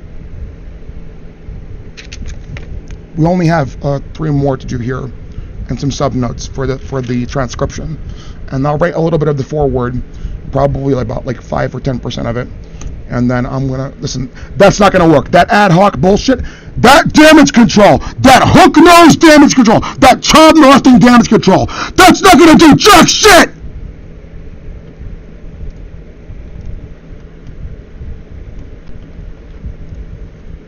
So also in my cognitive flow state, in terms of some of my best performance, as a matter of fact, even when I first learned the fundamental theory of calculus, and I was practicing my machine learning and data analysis, hyperparameterization, statistical techniques thereof, and studying statistics, even while being tortured, I had learned the fundamental theory of calculus. Basically, like, this is not hyperbole or exaggeration. In terms of what students would study from calculus AB up until like calculus 3, in terms of the fundamental theory of calculus and whatever was necessarily relevant for integration, discretization, limits, what else? Generating antiderivatives, functionalization in terms of subfunctions thereof and nested subfunctions, hyperparameterization, statistics for machine learning, hyperparameterization tuning of models, and also for data science analytics, also for data analytics and style thereof, for just general calculus domain knowledge. And this was back in January of 2021. Within about 3 days, I had learned that fundamental theory of calculus, basically from AB up until calculus 3 in terms of the course material. I have not practiced very fully so, but I'm still fundamentally, no pun intended, still practicing day by day. I'm still integrating day by day, no pun intended, quite a bit of my practice and skill in terms of what I would like to fundamentally do. As a matter of fact, I am still postulating a systemic version of generating antiderivatives in a general form as a function of the generation of a general form of an antiderivative via a general form of a piecewise functionality function thereof, which is functionally what's the term I'm looking for here? Not deconvoluting. Dividing is a very simple term. Decomposing functions into piecewise functions as a function of generally deriving antiderivatives, which is similar to the Risch algorithm, but the Risch algorithm is more rule-based off of already known antiderivative rules going back many hundreds of years. So I'm trying to fundamentally work on that, but also make it secret and discretized, no pun intended, because I do not want people to steal my work, and I'm probably going to write it in my notes in my journal, and you cannot hack this journal. And I've been slandered and whatever else, but I've clearly manifested such things. And even though in my roundabout demonstration of what I've done, in terms of my public available work that I have on my website going back to 2021 and 2019 and 2018, I had come up with the world's most efficient stock market prediction algorithm in terms of an 89 to 99% accurate stock market prediction algorithm involving hyperparameterization of semi-state Markovian models with Bayesian inferencing as a function of hyperparameterization of discretized integration thereof of semi-state Markovian arithmetic, which is in layman's terms a form of stock market inferential analysis that occurs minute by minute as a function of stock market analysis via very simple variables and semi-state Markovian models, which are looking at semi-past states, present states, and future predicted inferential states via the breakdown in Markovian arithmetic via hyperparameterization of statistical means of inferencing via Bayesian inferencing. And I did it in about 15 hours, even while being tortured, and that was when I had an IQ of, that was 3 years ago, so I was around, 180 basis points or something like that, or 170, or 175, 180. So right now, I don't know, maybe my extrapolation is not the most accurate, because it does seem like day by day, as a function of chromatin remodeling, the limitations of not only neuroplasticity and epigenetic differentiation and modification thereof, and complexification, as I mentioned previously, and also, what's the term I'm looking for here again? This is a form of folding of the brain. What's it called again? Sorry, I forget sometimes.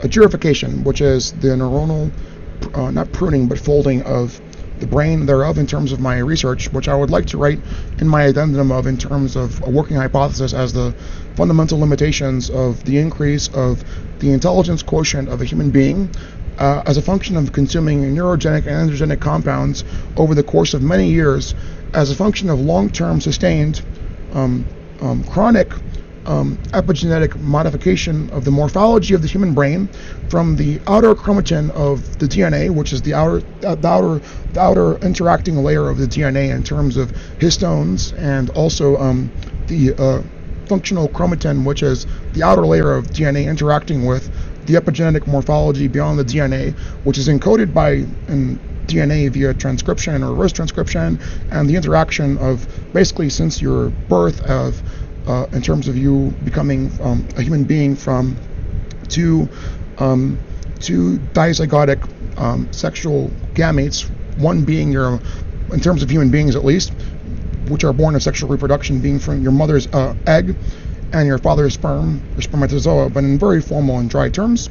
And then that DNA, the deoxyribonucleic acid encoding thereof, in terms of my understanding and also human biology, encodes for your epigenetic morphology, which interfaces semi-regularly with the at least transcriptionally active chromatin, but not necessarily epigenetically with your deoxyribonucleic acid. But it's very fundamentally now well known, at least in 2024, and was theoretically posited for quite a long time, that it's very fundamentally possible to change your DNA, and you do not violate the Shipper thesis paradox and whatever else. But the functionality of my research as a function of not being abused and not being taken advantage of and tortured, and offering the maximum utility for society in terms of the aggregation of my research, and without being abused and taken advantage of course, is to induce in society, to the best of my capability, the great epigenetic change and differentiation of human beings via their consensual obligation to, consensual discretion to become hyper and super intelligent per their discretion, to fundamentally get rid of the etiology and causality up to about a 95% epigenetic basis or so in terms of what is most certainly the causality of major depressive disorder, and even very much depressive states, even in the face of extreme abuse and stress and exogenous stressors and negative stimuli, which are not inducive to the good volitional states of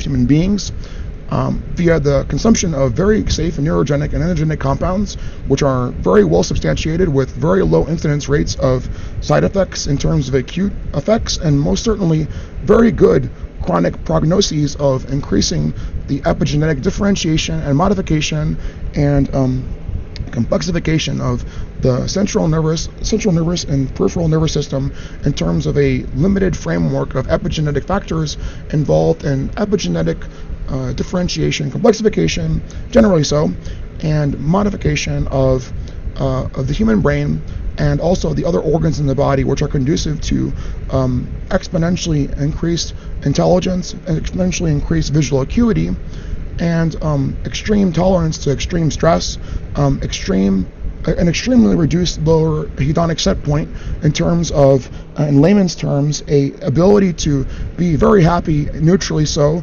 even in faces of extreme stress or even psychosomatic impositioning of exogenous stress or depression that is not physiologically induced, which is most likely, in terms of my research, with a 95% causality basis thereof, and with a high statistically significant confidence interval of 97 to 99% thereof, of being an epigenetic syndromological morphological basis, and not genetically rate limited. And there is no hereditary basis for major depressive disorder, but most definitely psychosomatically induced states of depression, which are a form of avolition that are caused by whatever stressors may be causing you to be extremely upset, which was reasonably demonstrated with me by proof by example as one subjective source and anecdotal source of years of extreme abuse and stress and stoicism and bravery, and I would say resilience in the face of extreme torture and abuse, which was not justified, but my counter to their extreme abuse and torture of me, which is a great proof by example in myself and via the well-substantiated research that I've written in terms of the 400 plus pages of well-substantiated research that goes well beyond falsifiability, but extreme peer reviewability and applicability, pragmatic use in people's lives with extreme utility that is really maximizing the minimal marginal diminishing returns of such pharmacological and endogenic substance consumption predicated on the discretionary basis of whether you want to or not, as a function of the research and what is in your cost-benefit analysis of what is a good choice to you in terms of how you like to live your life. But yes, I think I've done exceptionally well in my life's work insofar, even as a young man, and it's not because they tortured me, it's because it's sometimes a necessity, but I want to live my life, and I don't want to be abused anymore, and there's really no way to fight something like this if you're not going to look for alternatives and try and do something that's well within your pragmatic capability of trying to improve your life. And I'm not condoning taking drugs if you don't want to or whatever else, but I don't know what to tell you because there are not that many solutions for this kind of stuff in life, so I'm sorry, but it's not my fault. And all right, so I think that's an excellent proof of the extreme change that's happened in me that I know about myself, even with the slanderous gaslighting that doesn't even make sense against me, and the echo chambers of the people who are harassing me and abusing me and my family and I and others, and people who knew me and everyone else and the world at large. So I can clearly tell that I very much changed. And another proof by example, and I don't want to really go to this too much, but I belabor the point, is that sometimes even like on stimulants, even when I'm being tortured, and when I'm very clear and cognizant, sometimes I can read like 7,300 words per minute, which is an extreme amount of cognitive capability to even just read. But even when I'm tired or even not in a good state of mind, I can read up to about, I don't know, I would say 2,000 or 3,000 words per minute. And sometimes when I'm very bogged down and not thinking clearly and being tortured, I would say I'm very rate limited at around 900 to 1,200 words per minute, even when I'm tired. So concerning more dense literature and concerning at least mathematics and science, I'm more cautious and meticulous and pragmatic. So my words per minute reading assessment rate while I'm thinking and calculating and doing work and practicing drops to around, I would say around 800 to about 1,800 words per minute, but also in conjunction with technical analysis and calculations thereof, which is quite substantially remarkable. When I was doing research a few weeks ago, I was reading about, on average, 45,000 to 120,000 words per day, which is pretty good of dense technical literature to reassess and research and reinforce what I would like to do with my life's work, and that's how I would like to use my time. So, please, just don't abuse me. I've been abused so much. I'm very grateful for everyone that loves me and cares about me and knows the truth and wants to be free and happy. I don't want to see the world become this way. I'm sorry. It's not my fault. I'm just trying to do the best that I could. I don't want to be tortured anymore. I'm sorry.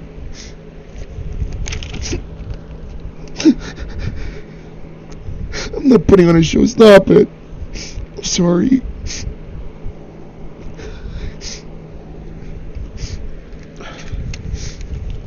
Okay.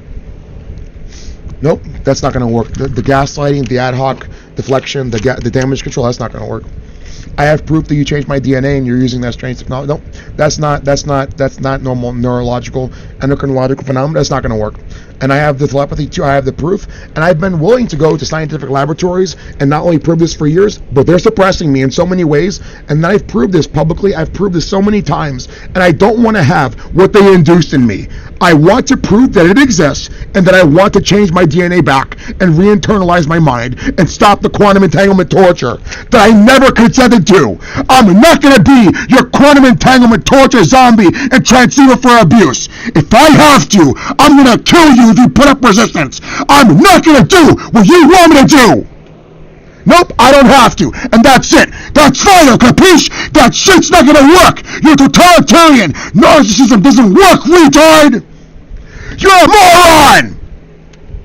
That's not gonna work. Gaslighting, damage control, that's not gonna work. When you already know the truth, damage control is not going to work when you know the actual truth in the face of your cognitive dissonance. You're not going to escape the consequentiality of your actions. Nobody on earth wants to be raped and tortured and killed by you. You're stupid!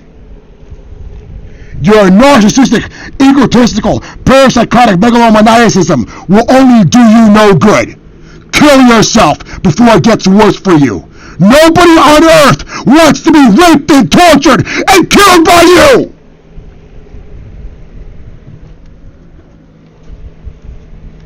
And it doesn't take an IQ of 370 to figure that one out.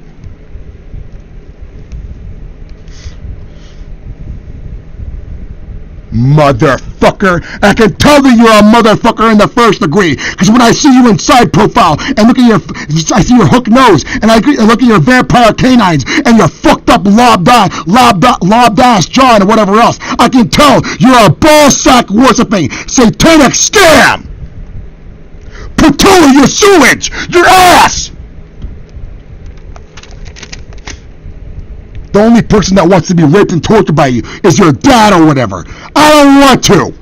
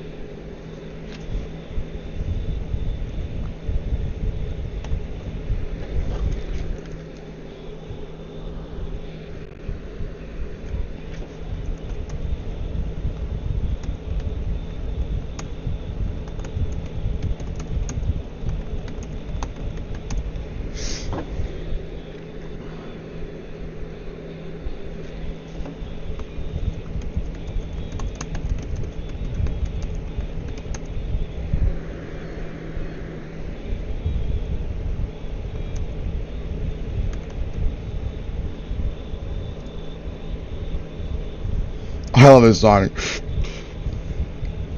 Oh shit.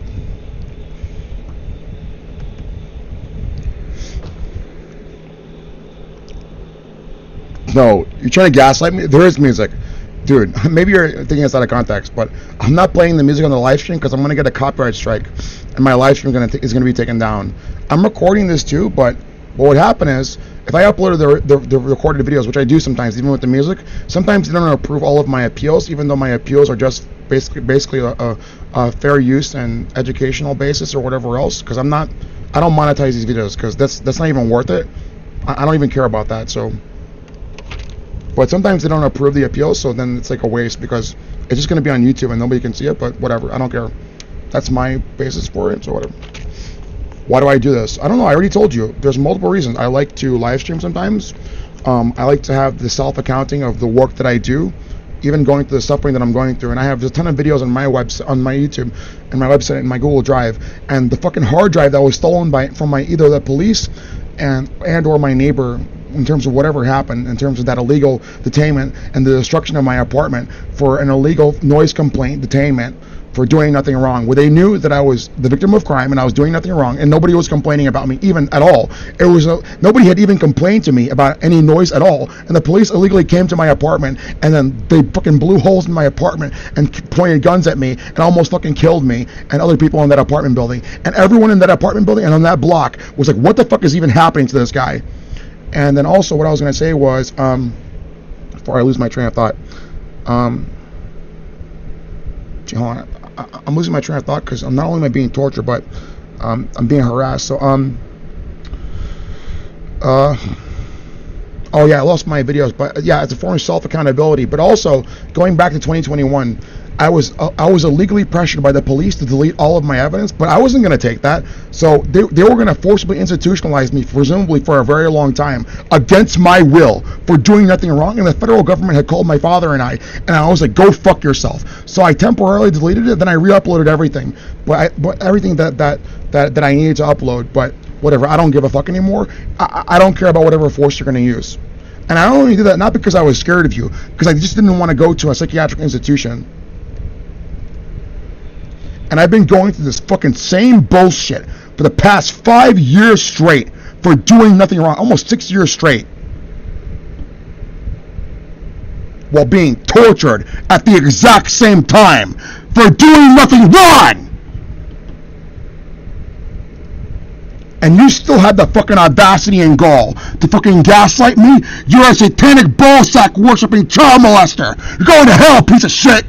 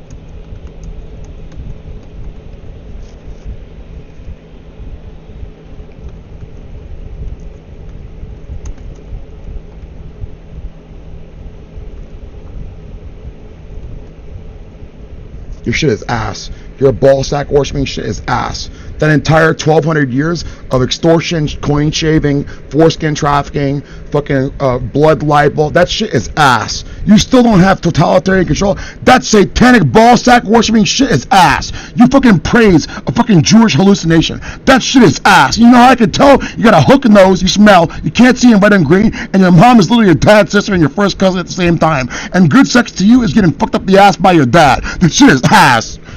Apparently that's what good sex is, getting fucked up the ass by your dad. That shit is ass. Oh, newsflash. Apparently good sex is having sex with a 3-year-old boy and getting fucked up the ass by your dad and drinking diarrhea or whatever.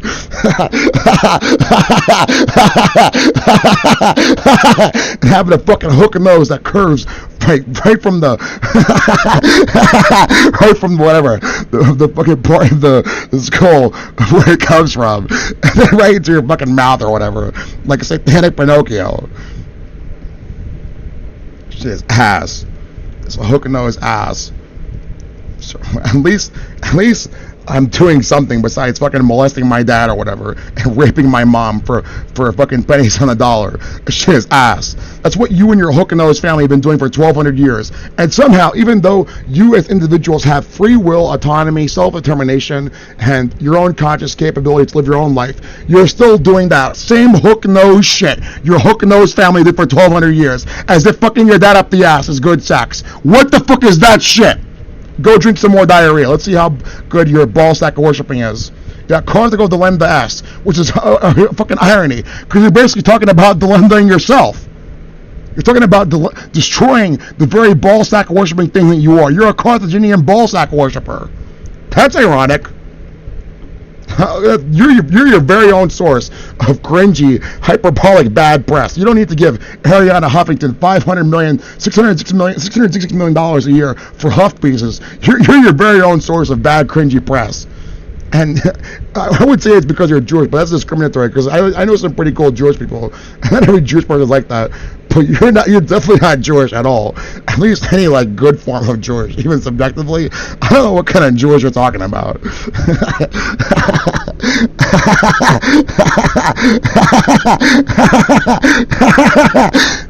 I don't know what kind of Jewish person is a satanic ball sack worshiper that talks about fucking random ball sacks all day and talks about delendaing himself. What kind of self-defeating bullshit is that? What happened to your free will and self-determination? Why couldn't you go to CPS or something or escape a satanic family? I guess you like getting fucked in the ass by your dad. When you had the opportunity to escape that, why couldn't you escape that satanic ritual abuse? I guess it's because you like it. I guess so, if you're supposed to be human or whatever. I don't even know. I guess you like that. I guess you like that self-deprecating, delending bullshit.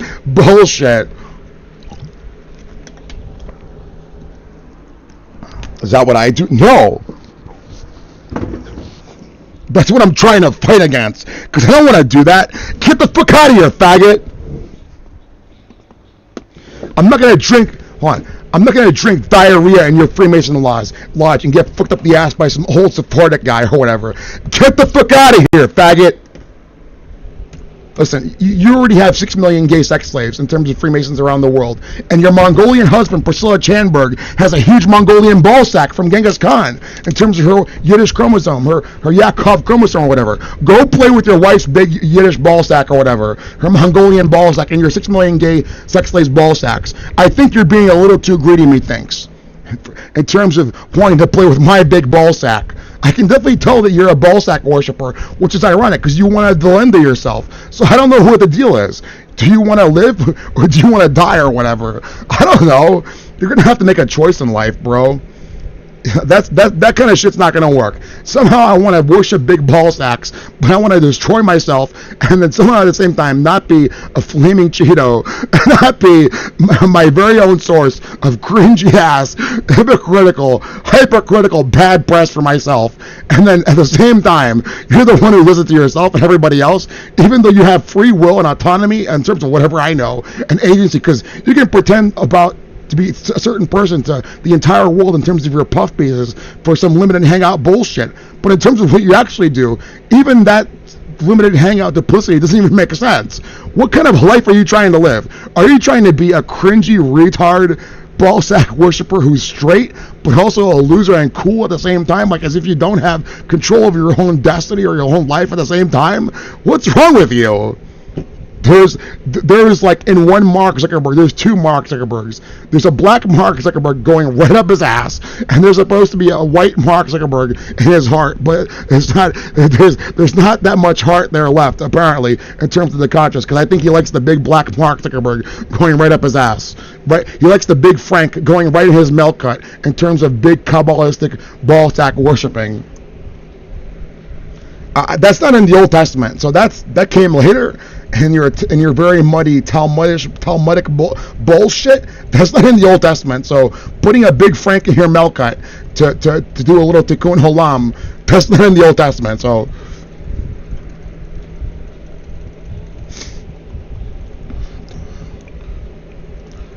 okay, the nerve compression is not so bad. You know what? If I get up for a little bit and I get some coffee, I can get more vitalized. It's only been 2 hours. That's not bad, but I'm working very slowly today. So what's my word count on this? And I want to see the version history. So just to get a good perspective, what I'm doing, and then how much time I actually spent. Obviously, when you're not consistently doing what you're supposed to be doing, at least in terms of whatever you want to do, you're gonna fall off a lot. But please forgive me and have mercy, because for years I've been tortured 24 hours a day and incessantly harassed 24 hours a day from the fucking very waking moment that I wake up, and they're cognizantly in the know that I'm awake. So sometimes I even try to deceive them when I wake up so they don't understand that I'm awake, so I can not be tortured for a little while. And then sometimes I just bombard my brain with drugs to go to sleep, and the torture's not helping me, so I don't know why they're doing that to me. And whatever they're talking about in terms of my existential existence, I don't know why they're doing that, and I don't want to learn in the Freemasonic Lodge while I'm being fucked up the ass and forced to drink diarrhea or whatever. I'm not interested. So that has nothing to do with my physical reality, because whatever they're talking about, I don't believe it. I don't delusionally understand what they're talking about, and I had no control over my own existence. I don't know why I'm being tortured, but I definitely don't deserve it. And even if that's the case, I still have no control out of this physical reality, about my own reality in the very first place, from the very get-go. But then somehow torturing me is going to solve the problem that they said I started, which doesn't make sense. So wherever you got this information, it doesn't seem to be very well-vetted information. You just seem to be a megalomaniacal psychotic maniac in terms of parapsychosis that's torturing some random guy from Jersey City, predicated on some very not well-vetted information about your satanic ballsack, this and that. Maybe it's because you believe in satanic hallucinations or whatever. So somehow they bought my own lottery tickets for a satanic lottery, and I'm the only one who is going to be played. I'm one of the only few targeted individuals that's probably forced to play in the satanic lottery for a torture lottery that I never bought tickets for, and I got very lucky because I've got the satanic jackpot of years of torture that I never consented to.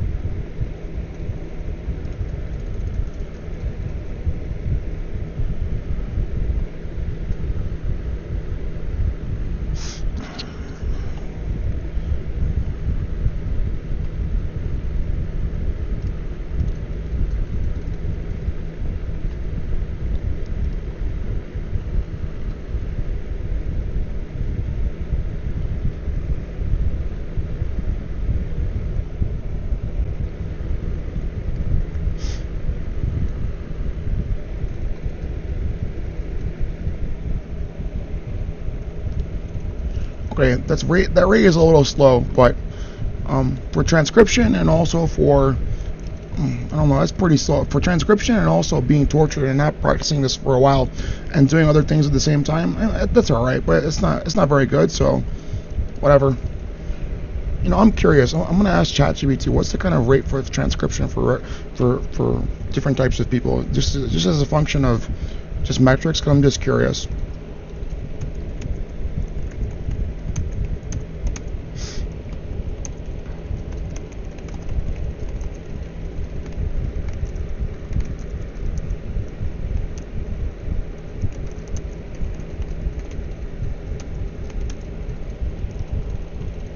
So that's 700 words.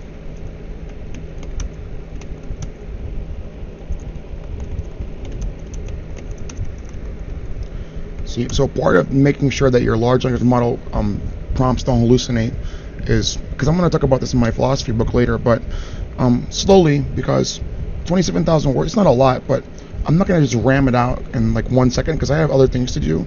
But this is just going to be over time, and I'm going to try and recollectivize over time and restabilize. Like, I'm just trying to aggregate towards a mean of stabilization again, because it's very hard to be in the race state of mind all the time. So I'm very thankful that my father is being very merciful towards me.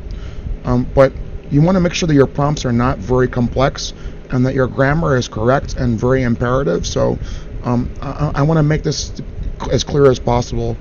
That's one of the things that you should do in terms of my analysis of large language model source code, flowcharts thereof, in terms of hyperparameterization, statistical analysis of tokenization of semantic breakdowns of words as a function of binary in a very rudimentary sense.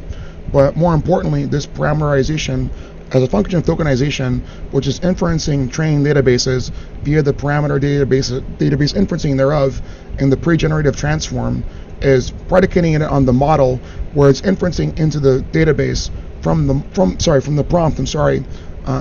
back into the model referentially to and fro. So the better your prompt is in terms of its imperative nature, where it's very clear and precise, as one example in terms of what I'll talk about later, and I'll probably write 1,500 words on that with some picture examples of that kind of stuff. And I don't really care if that's good advice for people who are going to be doing this. I really don't care, because that's beneficial towards me anyway. So that kind of prompt analysis and pre-generative analysis, and from a inferential, even just what's the word I'm looking for here? Inferential subjective, non-reverse engineering Markovian analysis, just with like my eyes and like my brain, just looking at like the functional source code and large language model flowcharts thereof in terms of these particular systems interacting with one another, is a really good way to make sure that your model will not hallucinate, to curtail to the best of its capability, to make sure that the pre-generative transform that it's going to generate from your actual prompt within and of itself is inferencing correct logical semantic notations and its parameter database from whatever is available at the prima facie, because all of ChatGPT's source code is not publicly available, but Stable Diffusion is. What else? And that's highly inferential for me to know about. What else? The earlier GPT models, I'm not sure if those are available, I don't remember, but there are a bunch of other generative pre-transform models that are available on GitHub or whatever else, which in terms of large language models, they're relatively the same kind of thing anyway, but not the exact same thing as ChatGPT. ChatGPT is probably the best large language model that exists right now. As a matter of fact, it's much better than Google Bard. Google Bard is a piece of shit. Meta Platform's Llama is a complete piece of shit too, and it's extremely hallucinatory. So, and Bard is even worse. Bard is extremely bad. Well, Microsoft Bing's large language model basis is predicated off of ChatGPT and from OpenAI's source code.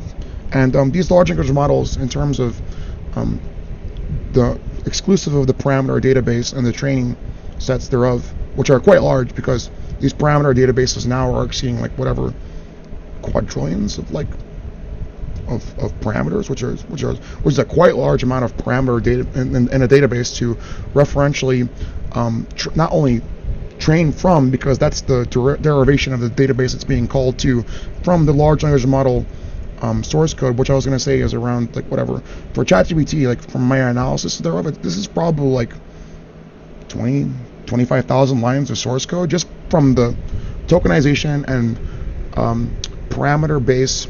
Tokenization, the parameter inferencing to the database, which is the pre-training thereof. But I'm not sure of your actual pre-training models and your training models in terms of that. That's not proprietary information that I know about. But from the other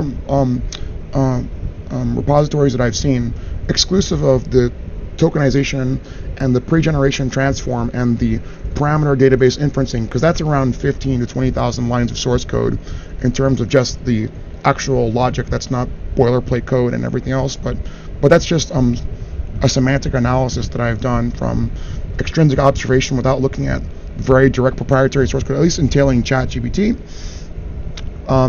That database training stuff, I don't really even know about in terms of like whatever ChatGPT's proprietary stuff is. So I don't know. That doesn't seem like it would be even close to 20,000 lines of source code anyway. I'd probably say 5,000 or 6,000 lines of source code. This stuff is highly efficient. So what else was I gonna say?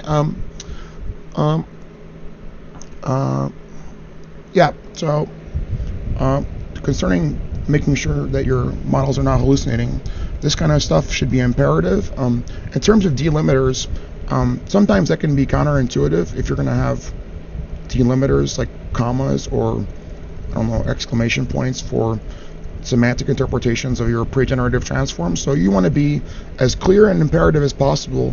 And I would probably say that for a large language model interpretation thereof, you would probably want to sequentially prompt the large language model, but this will be more fleshed out in my research. My essay that I'm going to write for my book, which is going to be essay number 18.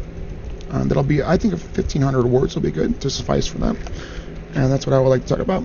And what I was going to look at here is just some metrics just to compare. And also, whenever I use ChatGPT, I use ChatGPT a lot, actually. I don't know if that's typical, but I try to make sure that I curtail the hallucinatory rate to as close to zero as possible.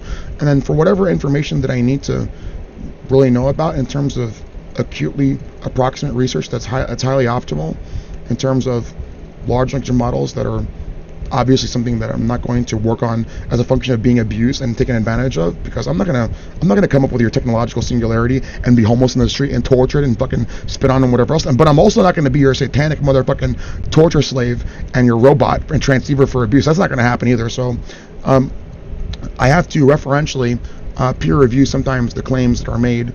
But concerning like empirical sciences that you might research, like I don't know, pharmacology or neuroscience or whatever else, that happens to highly aggregate towards a less hallucinatory rate of prompt generation as a function of the parameter database inferencing.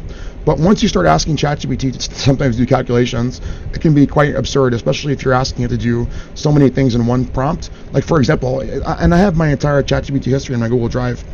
In one prompt, I asked it to tell me what would the inverse square law apply to. How would the inverse square law apply to the gradient fall off of energy as a function of energy over time in space, as a function of energy over time in space-time of a laser emitting diode, in terms of its functional transmission of energy into space, in terms of the gradient thereof, which is a highly layered complex prompt of calculations. And it told me, and this is one example, and this is in my ChatGPT history, which is on my Google Drive, which is all publicly available. It told me in 3.694 feet, you would lose almost approximately 99.999% of the energy in a light emitting laser diode, in terms of the laser being highly collated into a beam of photons that are high energy photons, relativistically speaking, that are being projected out into a vacuum of space with no refraction or aberration through any other medium besides the vacuum of space-time. And I was like, that's interesting. So apparently, I guess I guess we've never shot lasers like almost like to the edge of the observable universe or whatever, or like microwaves, which are a form of electromagnetic radiation, but not lasers, of course. But lasers are very long distance, and they obviously didn't fall off 3.694 feet in terms of like extreme miscalculation of gradiential energy fall off of a collated laser beam, which is an absurdity. Maybe if you were like projecting a laser through, like, I don't know, metallic hydrogen or something, but even that doesn't make sense. Like, what?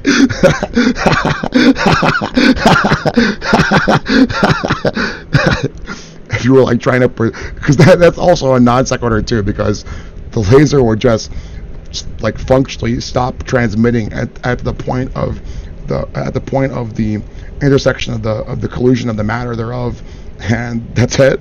It wouldn't fall off even before that 3.694 feet. I don't know, maybe through like a substrate medium solution of like metallic hydro. I don't know, some absurdity like that.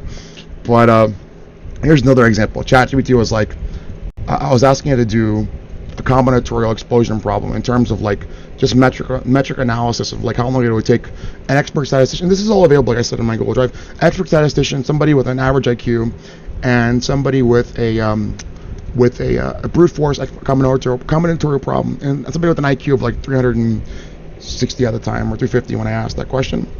And it was like, yep, apparently in terms of the calculation thereof, and I still remember this from fucking high school, in terms of the general form of a factorial, it was like, yes, 5 factorial is equal to 5 times 4. And I was like, no, it's not. I was like, what the fuck is this, bro? And it was the combinatorial problem was in terms of a non-ordered permutation combinatorial brute force calculation, it was 3C5 or 3C15, I'm sorry. And that's in terms of three combinations out of 15 total permutations thereof, non-ordered in the combinations. And that answer is like whatever, 120 or something. I think it's 120, right, for brute force combinations. I forgot, whatever. I could calculate. I really don't care. But it was like, yeah, 5 factorial is 5 times 4, and it's not, because 5 factorial in terms of what a factorial is 5 times 4 times 3 times 2 times 1, and that's in my ChatGPT, and there's a bunch of other stuff like that. But whatever. I'm just looking for some reasonable metrics that I can kind of compare. And that's not going to work. Gaslighting, that's not going to work. I'm going to go ahead and compare and contrast to just see how I'm doing, especially while being tortured or whatever else. And I'm just interested because maybe transcription is slower than, I think I even asked this before, but I don't remember. Maybe transcription is much slower than being in a cognitive state of flow when you're obviously on neurogenic compounds and highly focused and you've been practicing for a long time. So I'm just interested.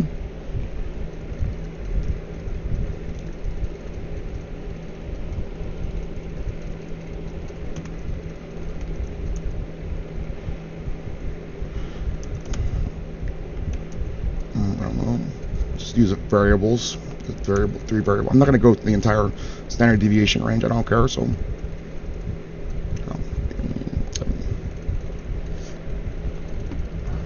then I'll ask some multiple prompts here.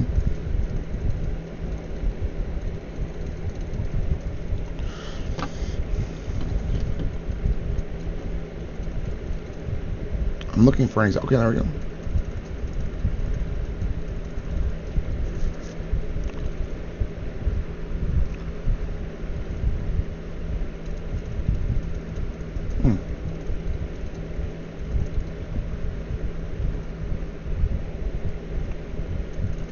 So pretty slow on my behalf, but I don't know. Okay, that seems reasonable.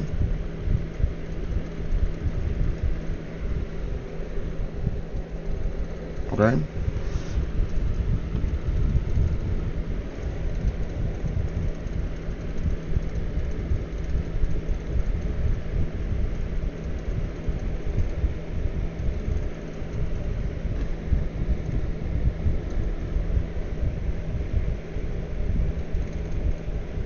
Okay.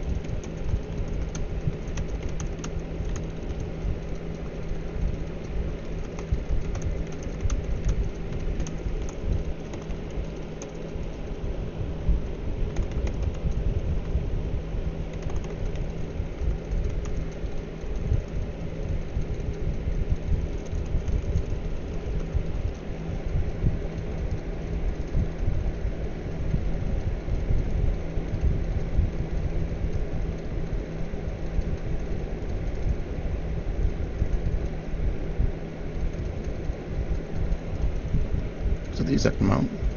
I forgot. It was it's like 697, right?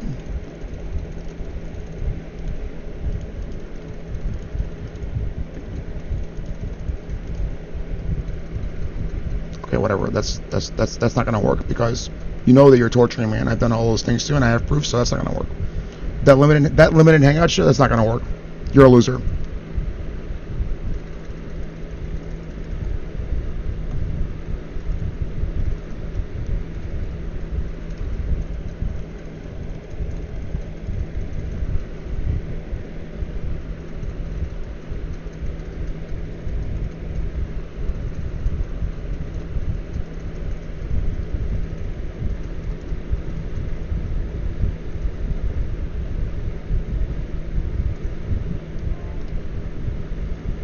So I have to go use the bathroom and stuff and get some more water. So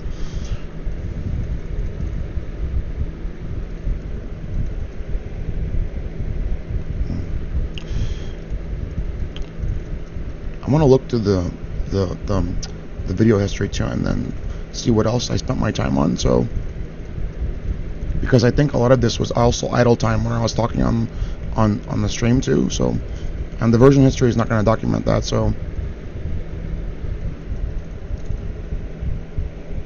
let me just look at the live stream and just do a quick analysis. But hold on, let me go use the bathroom. I'm sorry.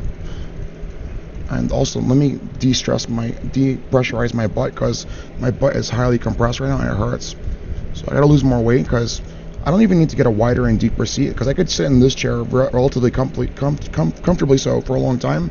But because of the fact that I have a big fat butt or whatever and I'm overweight, that's gonna hurt me over time. So, but I'm not doing so bad. When I used to be extremely obese, I could barely even sit in a chair for 30 minutes without having the same compression problems. So I'm sorry. All right, I'll be right back. Oh no, let's see what's on. Okay, I'll be right back. Give me like 5 minutes or 10 minutes. Am I gonna forgive you? Nope. About 13 minutes. Listen, you're trying to make an exception. You're trying to make a general rule out of an exception, while you know they're torturing me at the same time. You're a piece of shit. And you still believe you're going to get your satanic child molesting paradise, and they're not going to torture you. I forgive you for that, the fact that you know that not what you do, because you are not part of their shit. You're very innocuous. They're not going to give you a satanic child molesting paradise. They're going to torture you. I'm telling you, you should support me, not them. They're not going to give you a satanic child molesting paradise. They're going to torture you.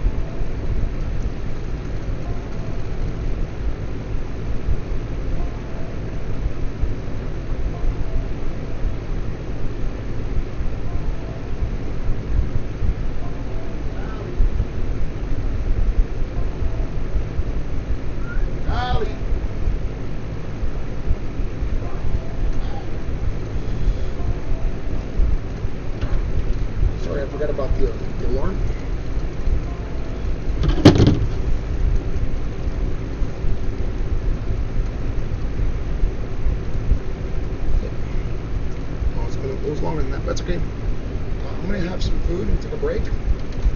Let me just get this mess out of my room while this cools down and stuff, so we can look at my neurogenic meal, whatever else.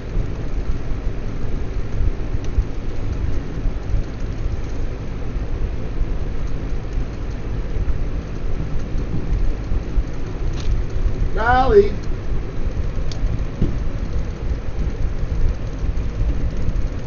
Golly. Honey. Golly. Golly.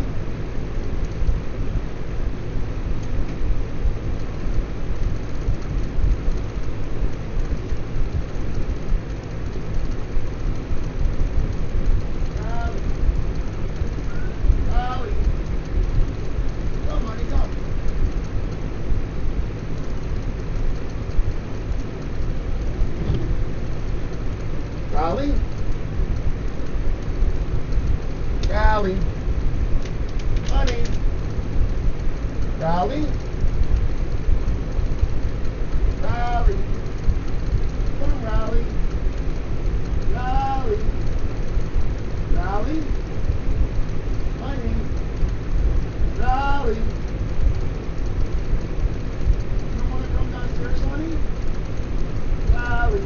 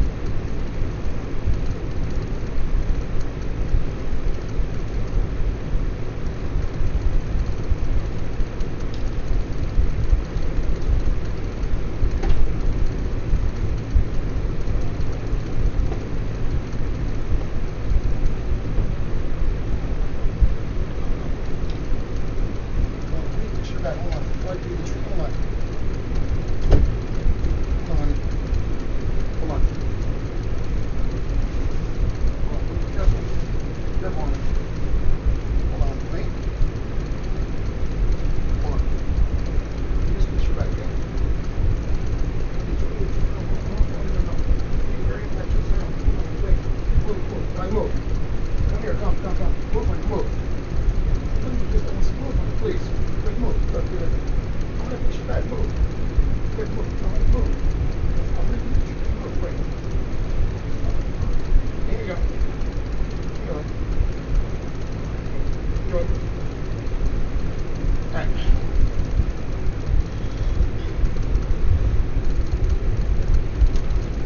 Nope, I do not have to review. Okay, I just need some time to decompress my butt. I'm not going to sit here. I'm going to stand up and probably eat and just decompress my butt or whatever. I'm sorry, this is all like not very efficacious because of the fact that I should be doing something else, but I don't care. Alright, whatever. Let's see, this is nice and cool. Alright, good. Just gonna go for a skull and two. This is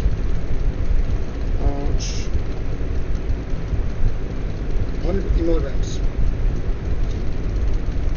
I already front loaded 450 a few hours ago. Now I'm going to get the 150 for some upregulation and increase in potency. Oh, she really likes the toy. Treat. Miss Riley. She's a good little doggy.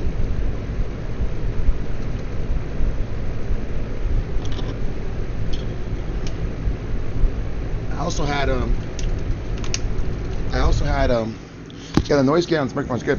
I also had another 120 milligrams of imposetine, and then another, how much is that? 750 milligrams of ecarin, which is a lot.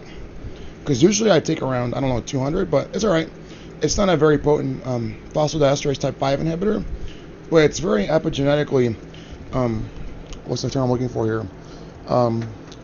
Modulatory for not only phosphodiesterase,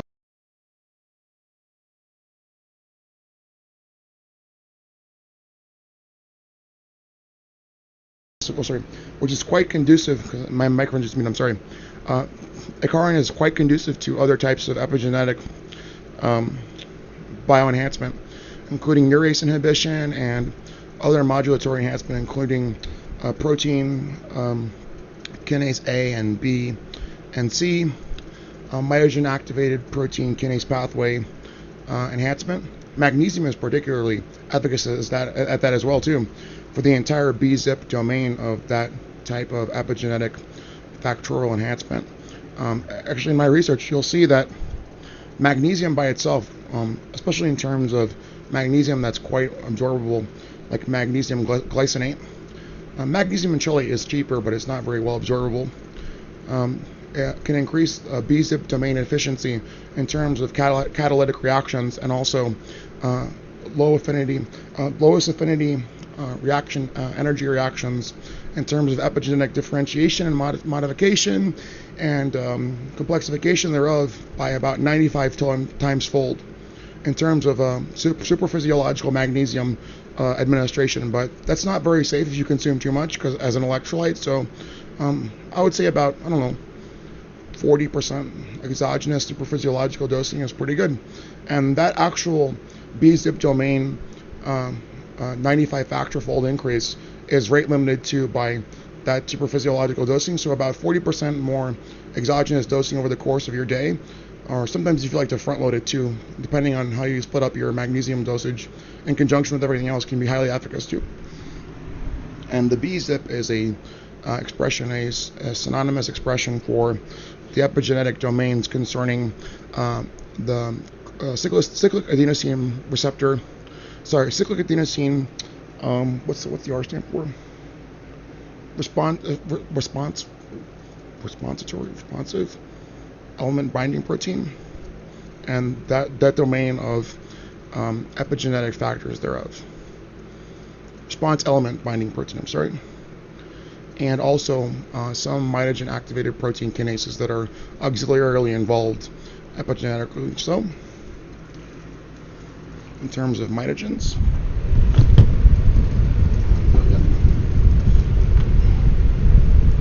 so let's have a little bit of this.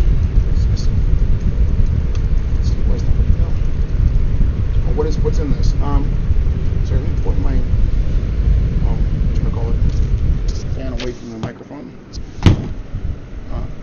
It's conductor, nice and neat. In this we have a nice and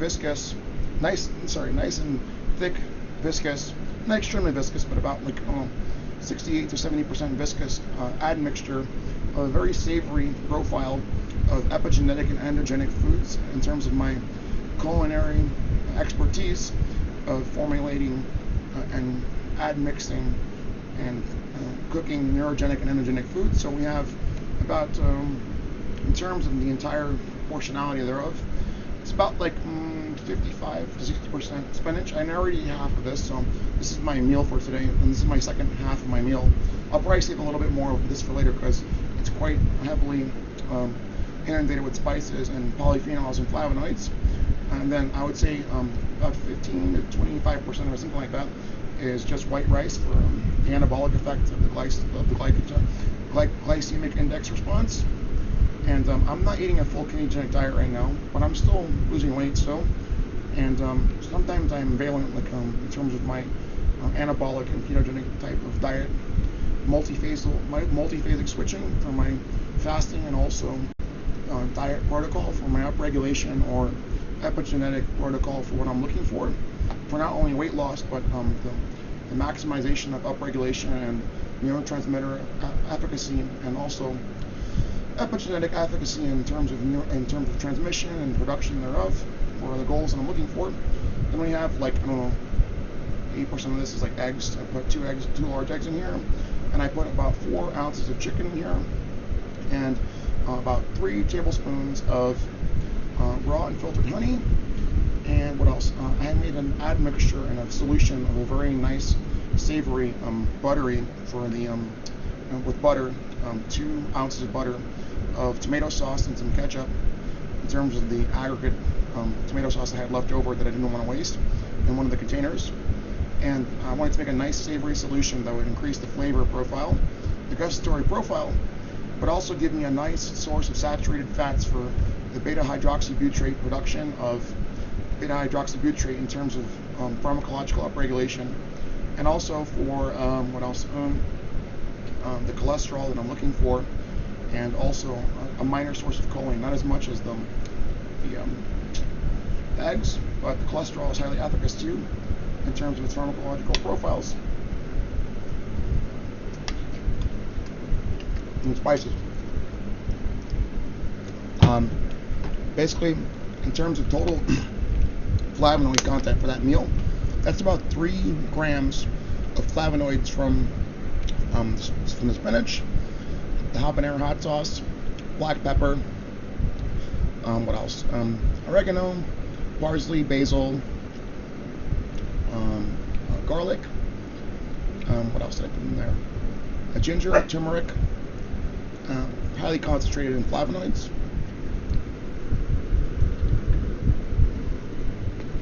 How does it taste? It tastes pretty good. It tastes like a very savory and semi-sweet, kind of nice, viscous in terms of texture and materialization of like a nice kind of robust meal. It doesn't taste like a soggy spinach meal in terms of like the very hydrated forms of spinach that you'll get even if you try and dehydrate them, along with everything else. And it's a good source of protein and everything else too, so good.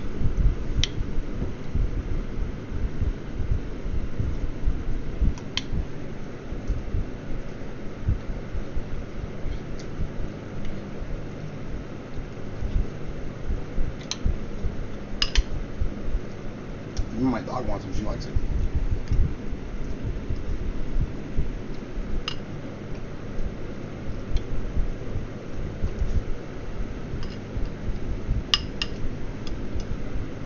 So I just ate about half of it.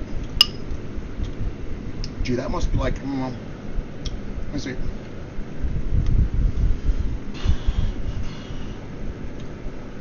This is probably around 1,900 calories total for today. But not just now, but in this entire meal. And then I had basically an extra 200 or 300 calories, but at my weight, in terms of my metabolism, I roughly I roughly metabolize, even just through sedentary behavior, around 3,000 or whatever, 2,900 kilocalories per day, even just sedentarily so. So I'm still losing weight, even with my anabolic and ketogenic multi-phasic protocol. So I'm much more optimal sometimes, but I wanted to take it slow because I didn't want to hurt myself in terms of getting back into exercise and whatever else. And I'm trying to be reasonable about many different types of measurements and metrics about not only losing weight, but resource management and whatever else too. So I don't know.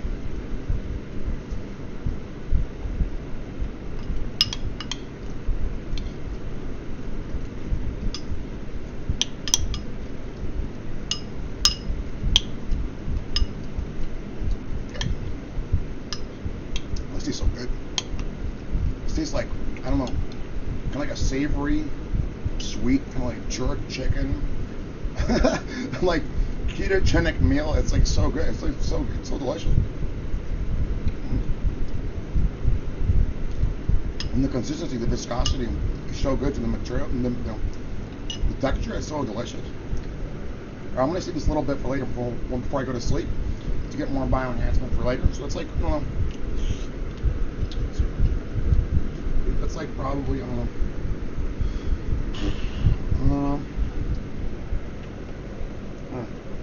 It's more like 600 calories, 700 calories left, something like that. It's a pretty big bowl. No, I would say maybe like 500. So that's for later. Anything else? Okay, I'll be right back, mate. Put this in the fridge.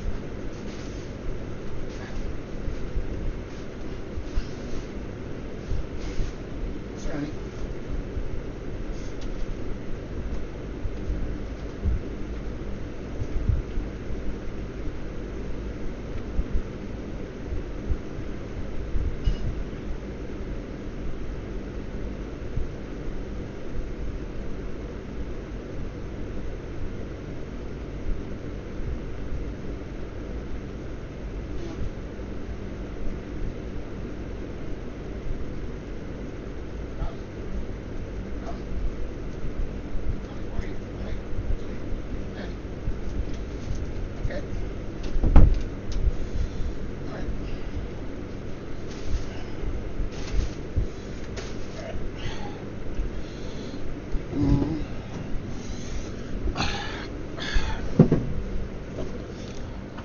Excuse me. Okay. So we already transcribed everything. Are there any more notes here? Now I'm going to write the foreword. And my butt is not compressed anymore, so I want to train the compression on my nerves too over time. So what else we got here? Okay. Okay, now I'm going to write the foreword and maybe like one essay and the short one, just with some short citations, nothing like too crazy or whatever else. It's still pretty hot, so let's just drink some water. I'm gonna check my chat too. So.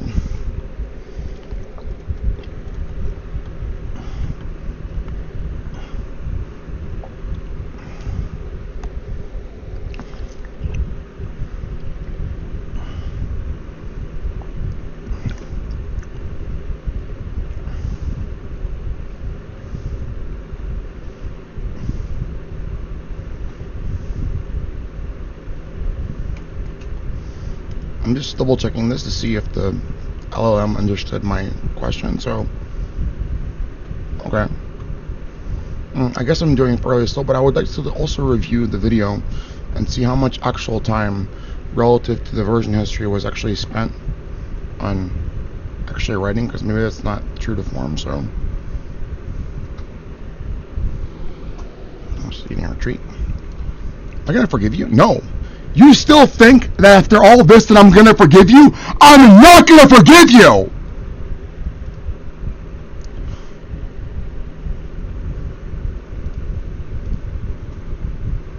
What happened to the previous chat? Whatever, it doesn't make sense because it's still there in the video anyway, so whatever.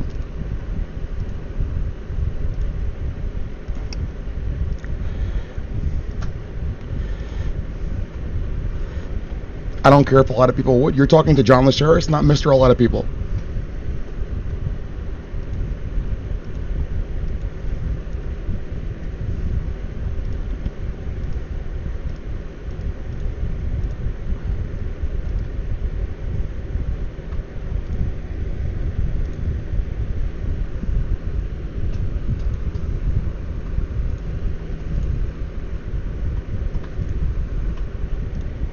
That's not gonna work.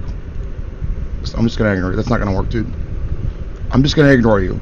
And silence isn't a form of concession. I'm not gonna fall prey to your provocations. I'm not going to do what you want me to do. And stop trying to negotiate with me through an appeal of satanic reason. Stop bothering me. You don't like when people harass you, but you want to fucking torture me. Stop bothering me. You're not gonna extort me for what you want. That's it. Come to grips with reality. That's it. I don't care if a lot of people don't want me to. I don't want to. That's it. Nope, I don't have to, so no.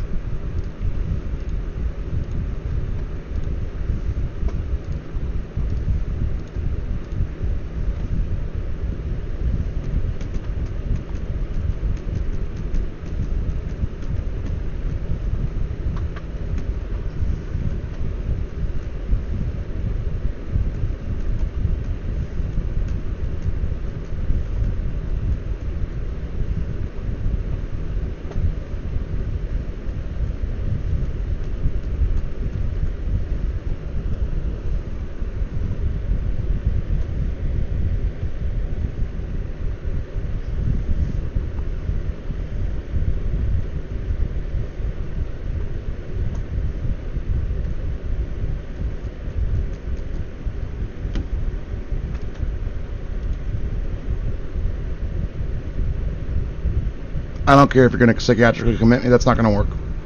That hasn't worked in 5 years.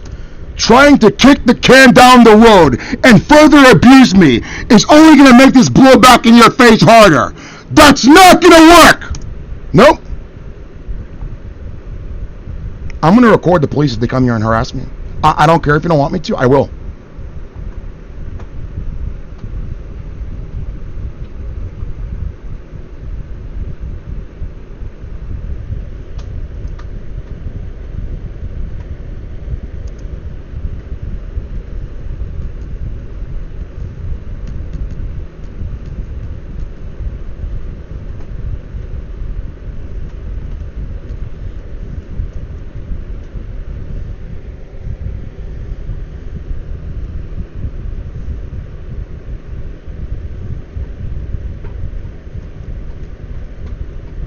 That's not gonna work. Listen, trying to deflect from reality, thinking that they're gonna give you your satanic child molesting paradise is the worst thing you can do. Look at what they're doing to me and all of those innocent people that have died.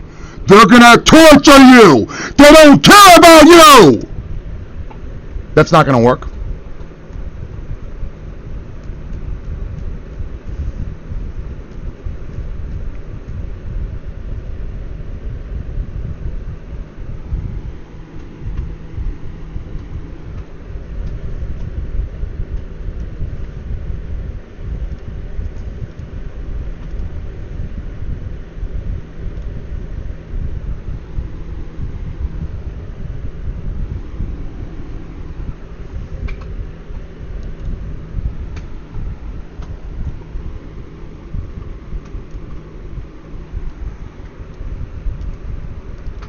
That shit is ass, faggot.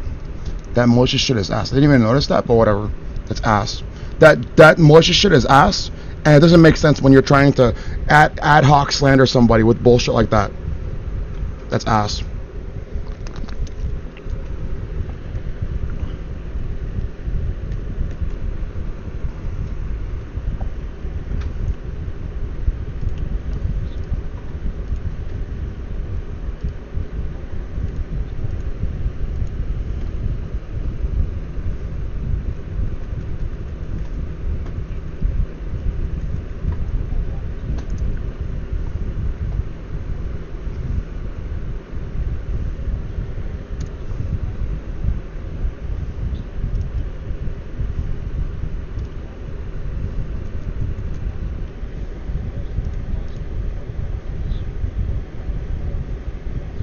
Sorry, I'm just looking to see how much actual time in the version history is actually true to form, so.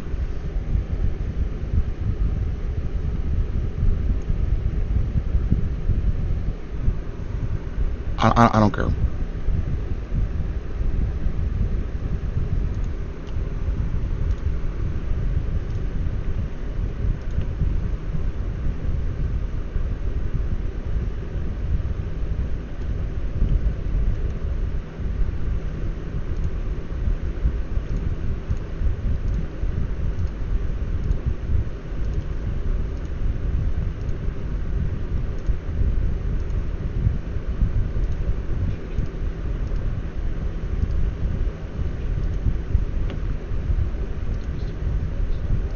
Decomposing.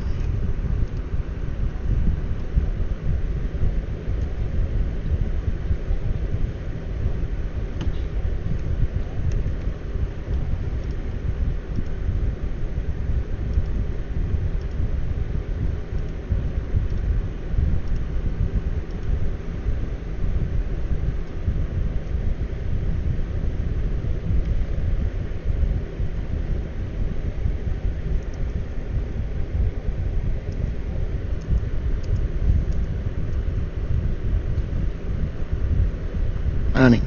Hello.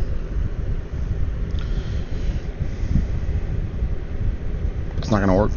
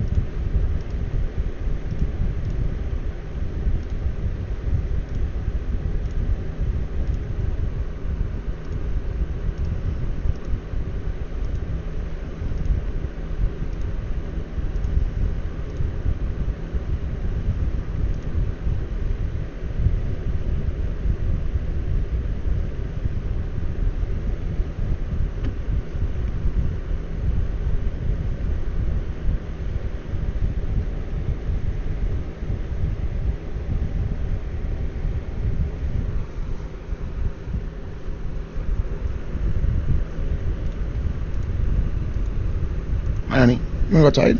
Honey, did you enjoy your treat? Just talking to my dog. Hi, honey. You okay? I'm sorry for yelling. I love you. That's not gonna work. It's psychiatrically gaslighting. That's not gonna work. That's not gonna make the problem go away. That's not gonna make Mark Zuckerberg's sex trafficking site, Satanic Child Paradise, ever come to fruition. You're still supporting him, and he's gonna torture you. Gaslighting me is not gonna help me or you, you or myself. Sorry for the improper guy. That's not going to work. That's not going to work to help anybody.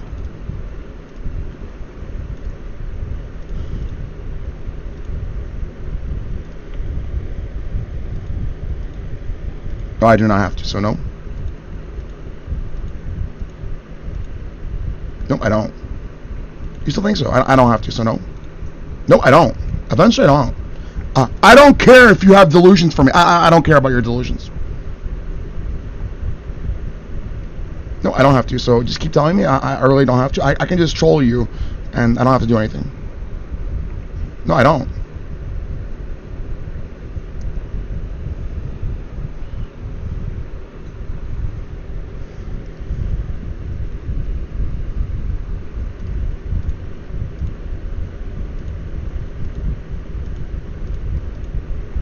This shit is ass. Let's do the check here. Okay, fine. No, I don't have to. So I'm not gonna parlay with your delusions. I do not care about your delusions. No, I don't have to. You're gonna tell me that I have to, but you've never said a fucking goddamn word to my face for 8+ years. You're delusional, retard.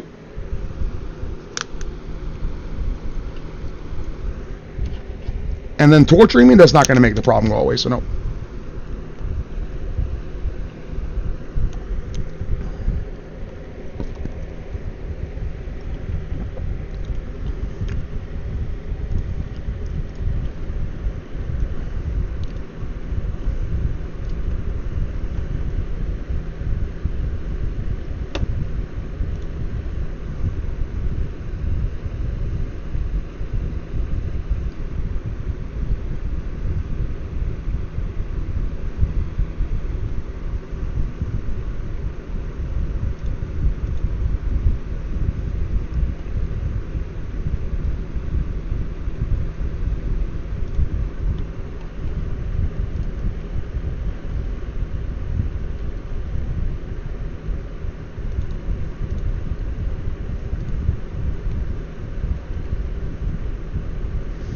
This version history stuff is not very meticulous, so whatever. You know, my actual transcription rate is not so bad, even while being tortured. But it's not perfect, but it's not bad. All right, okay, whatever.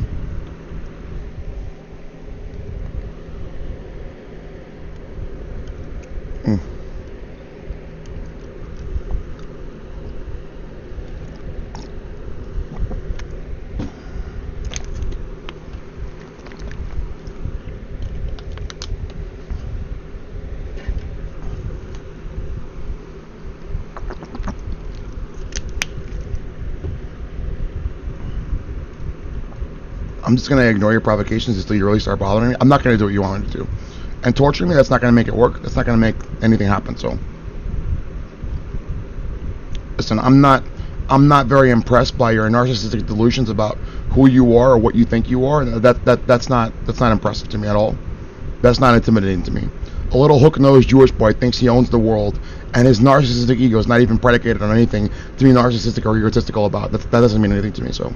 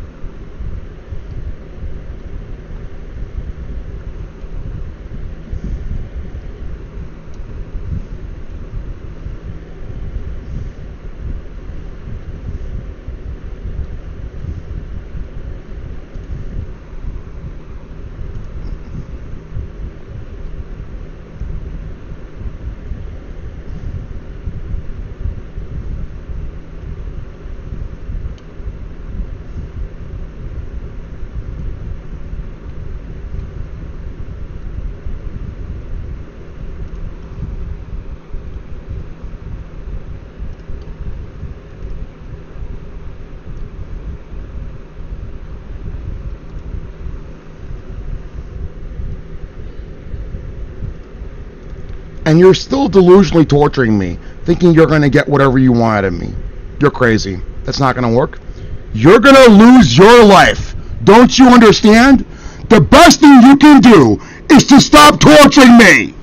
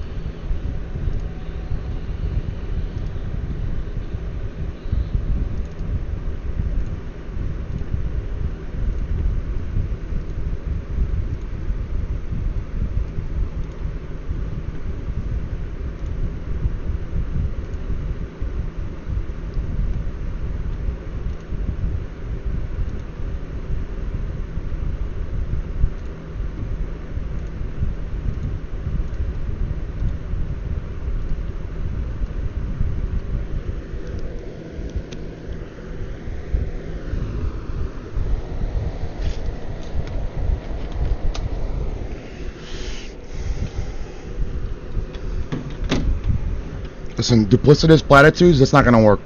That's not gonna work with me. That's not gonna work. Duplicitous platitudes are not gonna work with me. It's not gonna work.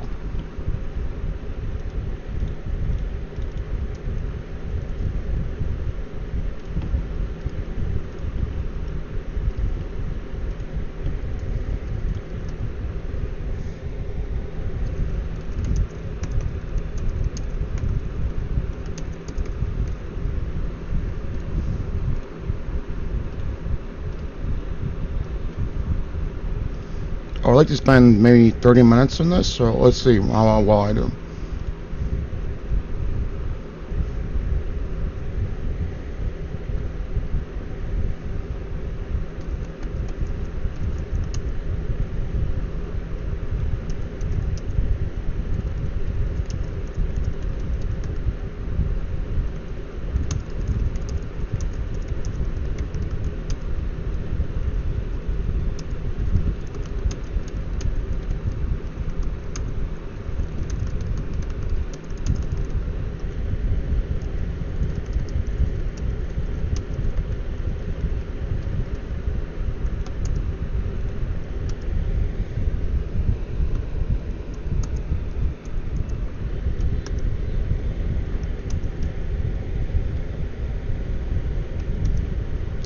Oh my god.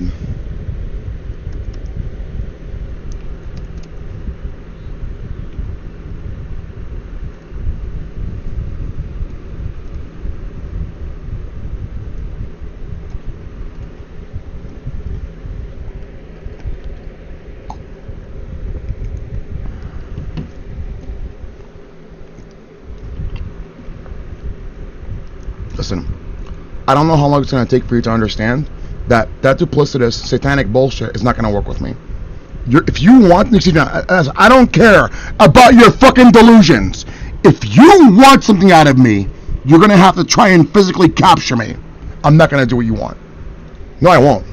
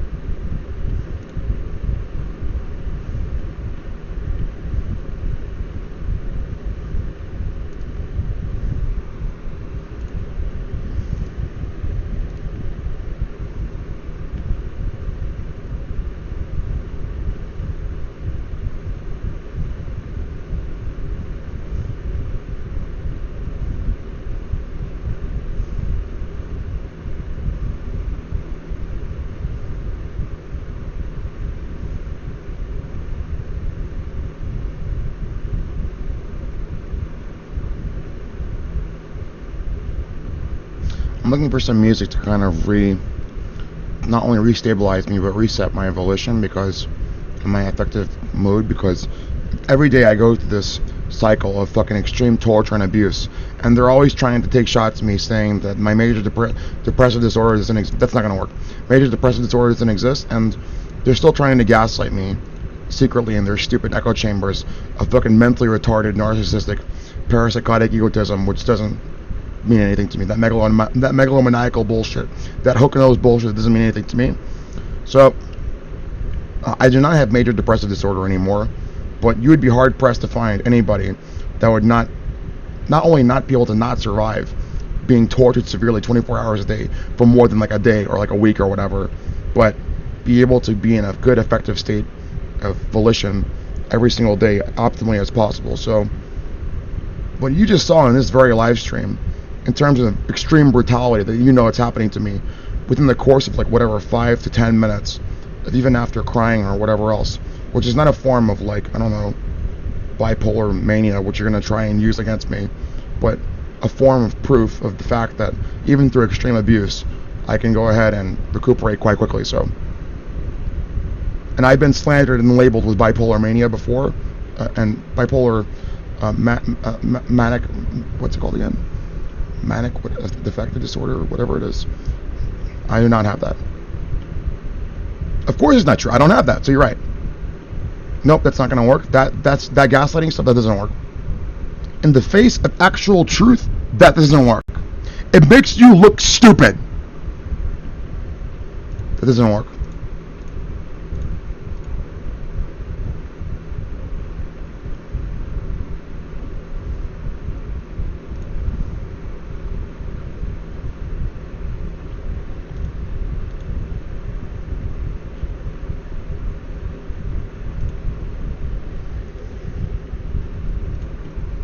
Oh, I didn't put the timer on. Shit. What? Whatever, it's already been 8 minutes or whatever, so...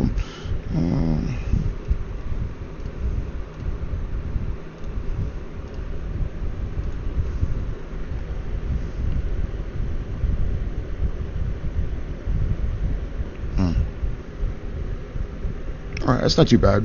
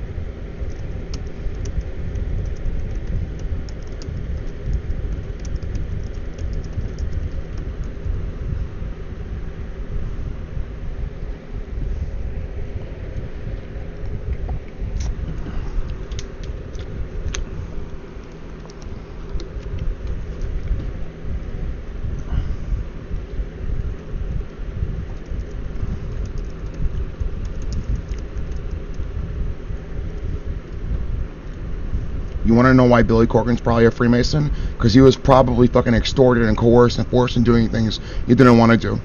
That's probably why. I would say most Freemasons probably go through the same thing, and they're being forced to do things they don't want to do. That's probably why. He never struck me as being a person that would be willingly enjoying of sex trafficking children and molesting people and killing people unless he was forced to do so. You're not going to force me to do that. Nope, you won't. I'm not your Shabbos Goy torture conduit. That's not going to happen. Nope. You think it already happened. What's happening is that you're basically in the process of throwing your life away.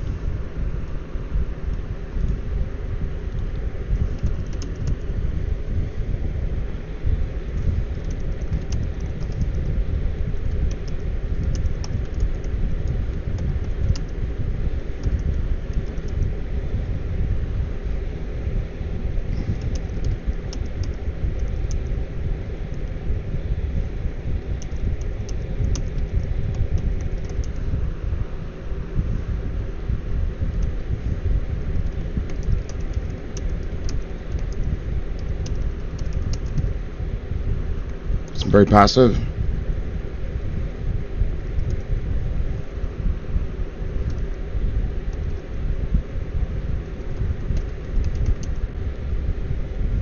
Is it even an adverb? I don't care.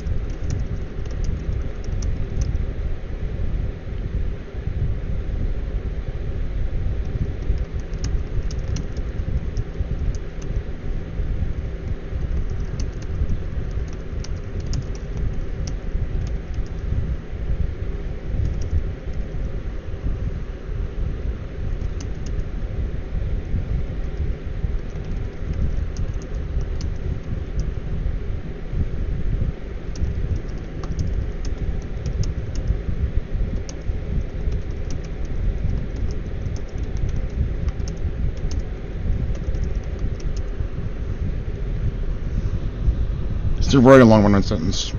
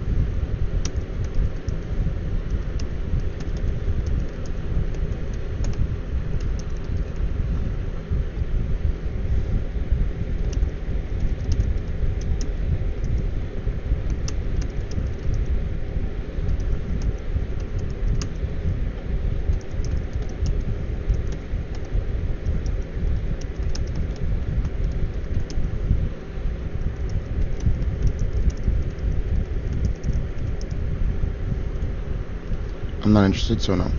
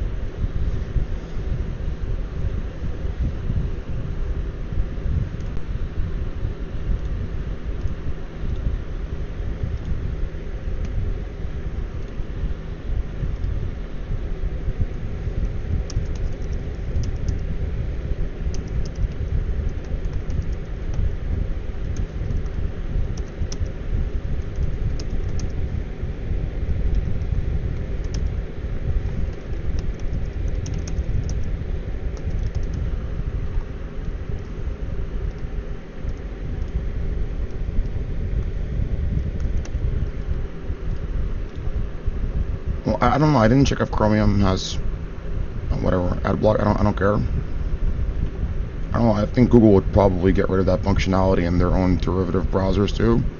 So whatever. I don't use Chrome because Chrome is ass compared to what ever the Mozilla Foundation has been working on, and also independent developers have been working on from Mozilla's source code, from their open source and non-for-profit foundation ever since Netscape did not take off. So the Mozilla Foundation has done extremely well, much better so than all of the independent developers at Google working on that Google Chrome ass shit. Google Chrome is ass.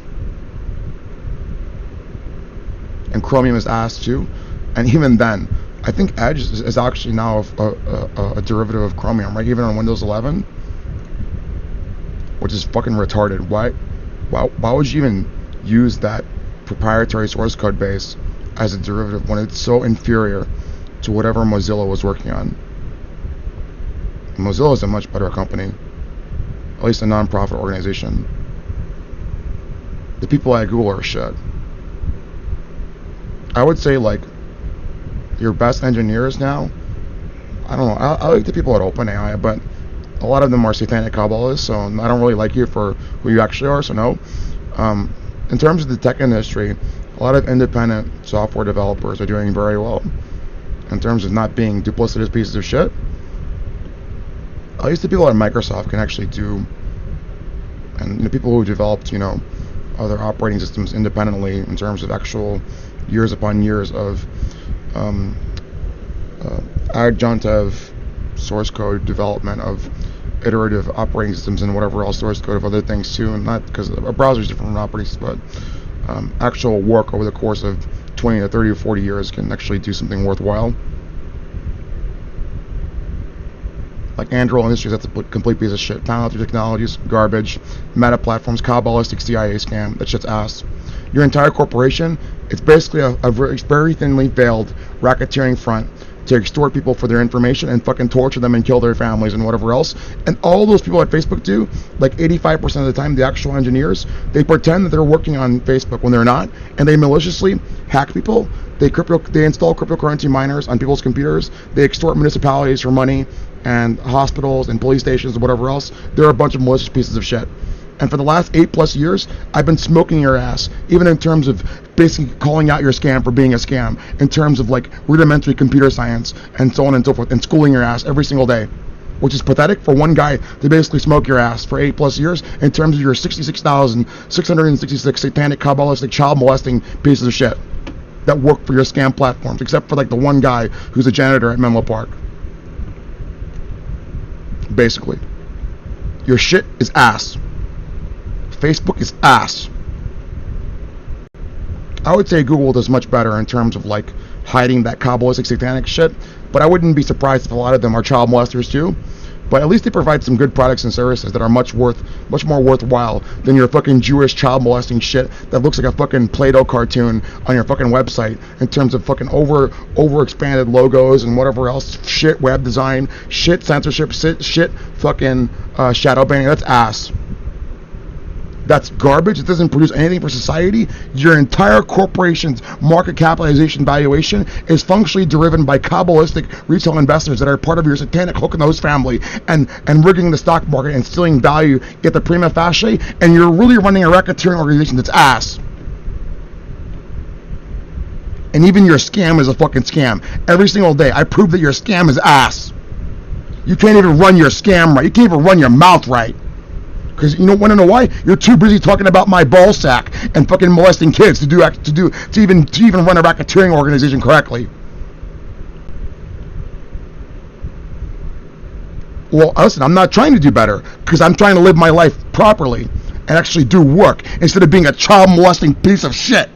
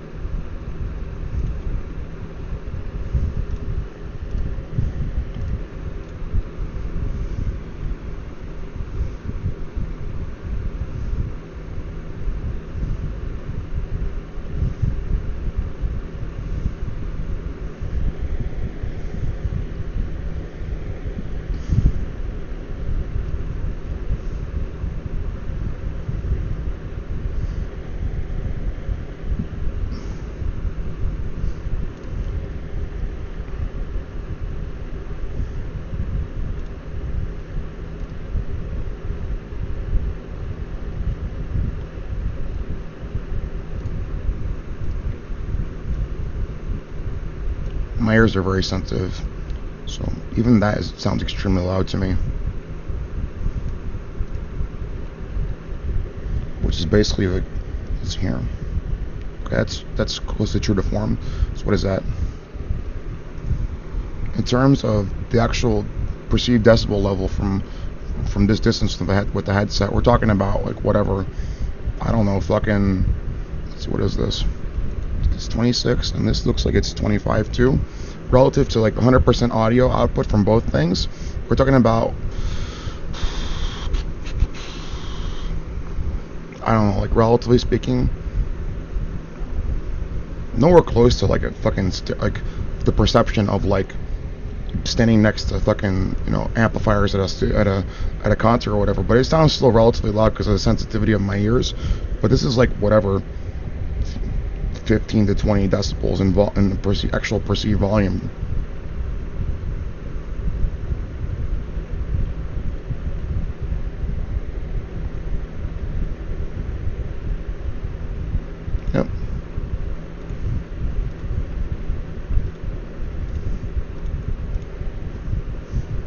But even with the sensitivity of my ears, it still sounds relatively loud. But then sometimes, like, I crank up the volume because, I don't know, I just want to ignore the torture or whatever else. But if you really understand the auditory mechanics of your human hearing, you don't have to even resort to anything like that. Especially if you consume endogenic and neurogenic substances, so no.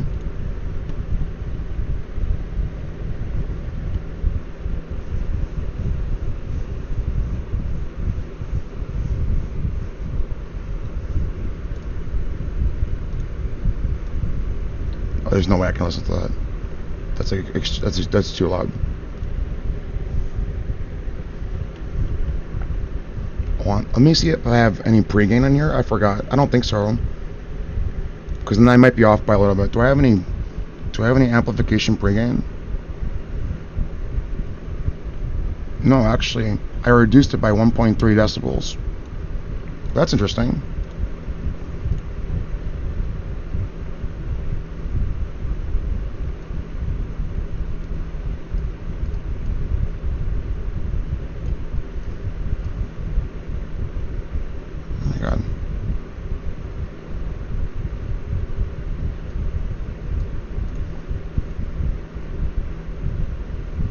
That is extremely interesting neurogenic and neurophysiological phenomena.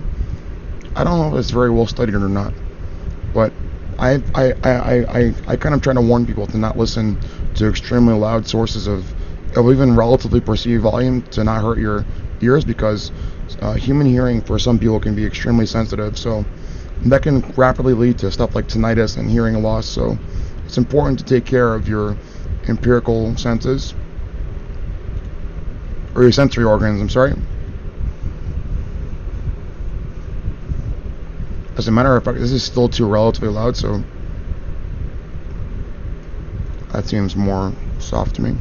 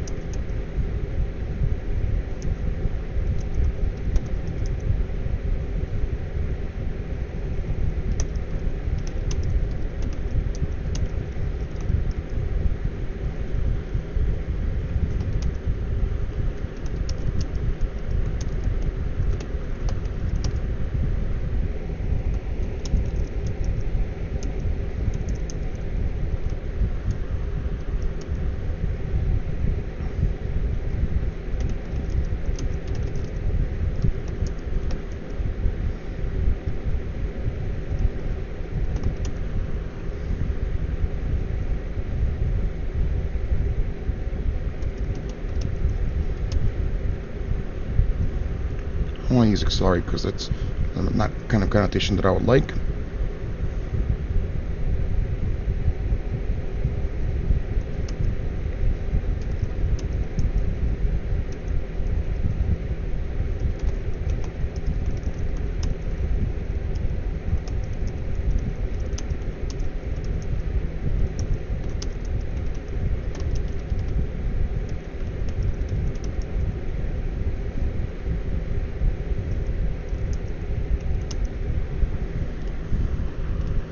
I'm not interested, so no.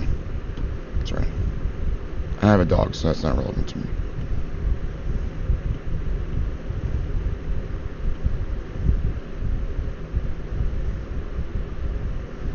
Alright. Listen, I am not open to criticism with not the best grammar or syntax I could possibly use. But if you're gonna destructively criticize me, then that's not very relevant, because what you could say is, listen, instead of you being slow, why don't you try and disassociate yourself or try and focus on not being tortured like you're being tortured, and instead of me trying to appeal to my best friend Mark Zuckerberg, who hasn't been able to give me sex traffic sex slaves for the last 6+ months while I've been illegally wiretapping you every single day, maybe I should appeal to your kind of reason and say, listen, my life is worth fighting for, and in terms of the satanic paradise, it doesn't make sense, that will never happen. Maybe instead of letting myself be tortured to death like you, I should fight for what I want, instead of appealing to insane probabilities of things that'll never happen. So that's my good constructive criticism for you. G. Apparently, the paradise on earth is so beautiful that it requires being tortured 24 hours a day, being promised with things that can never materialize, that will never happen, and 70 million innocent people that need to die that will never come back, and you're not going to be tortured, and you're going to get a sex trafficking, child molesting paradise where you're not going to be tortured. And your best friend is now Mark Zuckerberg, and he's not trying to lie to you, but he's trying to tell you that those 70 million people had to die for a satanic paradise where everyone's not going to be tortured, right? Or die. And that's good constructive criticism I think that you should listen to. But I'll tell you what, it's not my life to live, but eventually you'll come around to that kind of reason anyway, because when push comes to shove, when they secretly inject you with a reverse transcribing mRNA payload that's quantum entangled and gives you schizophrenia artificially and fucking tortures you via quantum entanglement 24 hours a day, you're gonna wish and say, listen, I wish I wasn't a pompous, braggadocious ass that thinks that I can deserve to sex traffic kids and molest kids in a satanic paradise that can never happen. So now, I at this point, theoretically in the future, instead of learning your lesson a long time ago, you're gonna be saying, gee, I wish I would have listened to John and knew that at the same time that I knew that he was being tortured, that I was never going to get what I wanted, and that at this point I should have known that I was going to be tortured, and that those sex traffic kids that were promised to me 6+ years ago, 6 months to the day from when they started illegally wiretapping the guy and trying to convince me that he's crazy and this and that, and that he deserves to be tortured, and I'm going to get sex trafficked kids. And that entire time since then, and the intermediary time up until now, I never got any sex trafficked kids, and now I'm being tortured indefinitely. Oh, maybe I should have listened to John instead of criticizing you. You're too slow, and Mr. Zuckerberg's promising me a sex trafficking, child molesting paradise for 6+ months straight, but I never even received one child sex slave. But I'm not going to be tortured, and those innocent people that had to die, that was a necessity, a utilitarian calculus for our sex trafficking, child molesting paradise, where we're not going to be tortured and forced to do evil things. No, of course not. But yes, still taking shots at John, it's quite reasonable, even though he's on your side trying to help you.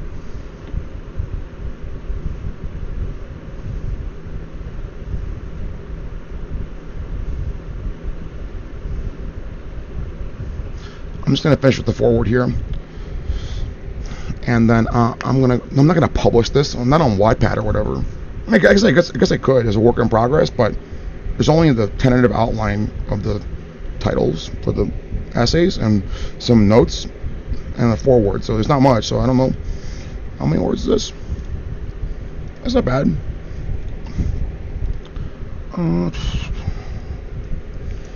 So I would just like to read this. Not 1,000 words, but I don't know. Does a foreword need to be expounding elaboratively up to 1,000 words to be a function of brevity, to be precise and to the point as a function of brevity for necessity? I don't know. Up to you. I'll tell you what. why don't you write a 300,000 foreword to your delusion of a satanic child molesting sex trafficking paradise, where obviously in the utilitarian calculus it's going to be the paradise on earth if 70 million innocent people have to die in 3 years, and some random guy who supports you being free and happy and not being enslaved and tortured has to be tortured 24 hours a day so you can have your sex trafficking paradise on earth, where they're not going to torture you. You're not going to be secretly tortured like a slave indefinitely, where you have the previous chance to fight for your rights. No, that's not going to happen. No, of course not.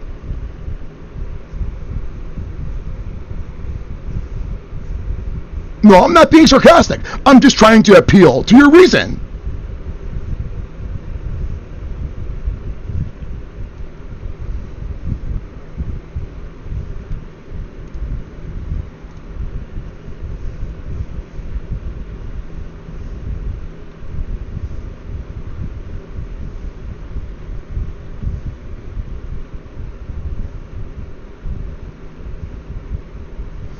I would like to have another paragraph about more specificities as to what this second book entails. So, but that should be more towards the beginning of the thesis of the foreword. So,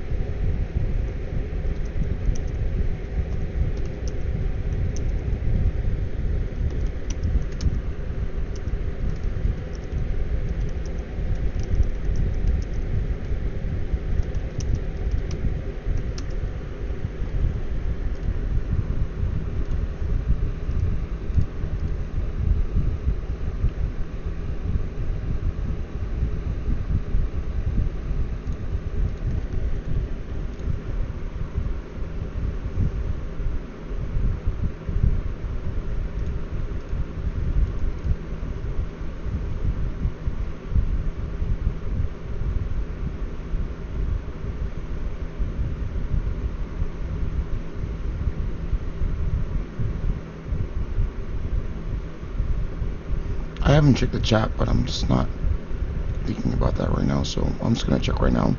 Sorry, I'm not very much in the right state of mind.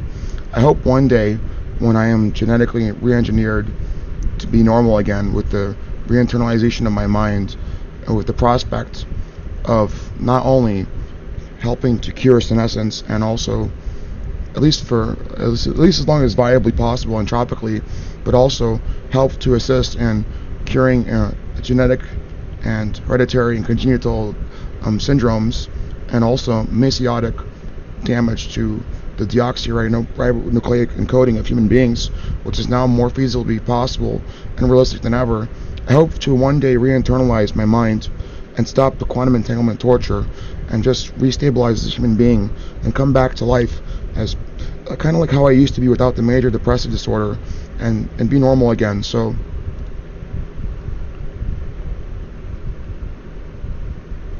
I'm sorry about my behavior sometimes. It's quite out of my character, if you ever knew who I was, in terms of whatever you've known about me before everything started happening, in terms of the timeline of what you know about what happened to me. And you know that most certainly that very much shines through and is elucidated in the actual normalcy of my real behavior, exclusive of what you know about them torturing me and abusing me. And even then, I still try to live up to the fact that I am mostly the person that I always was, except for the fact that they had altered my DNA and started torturing me via this strange technology. So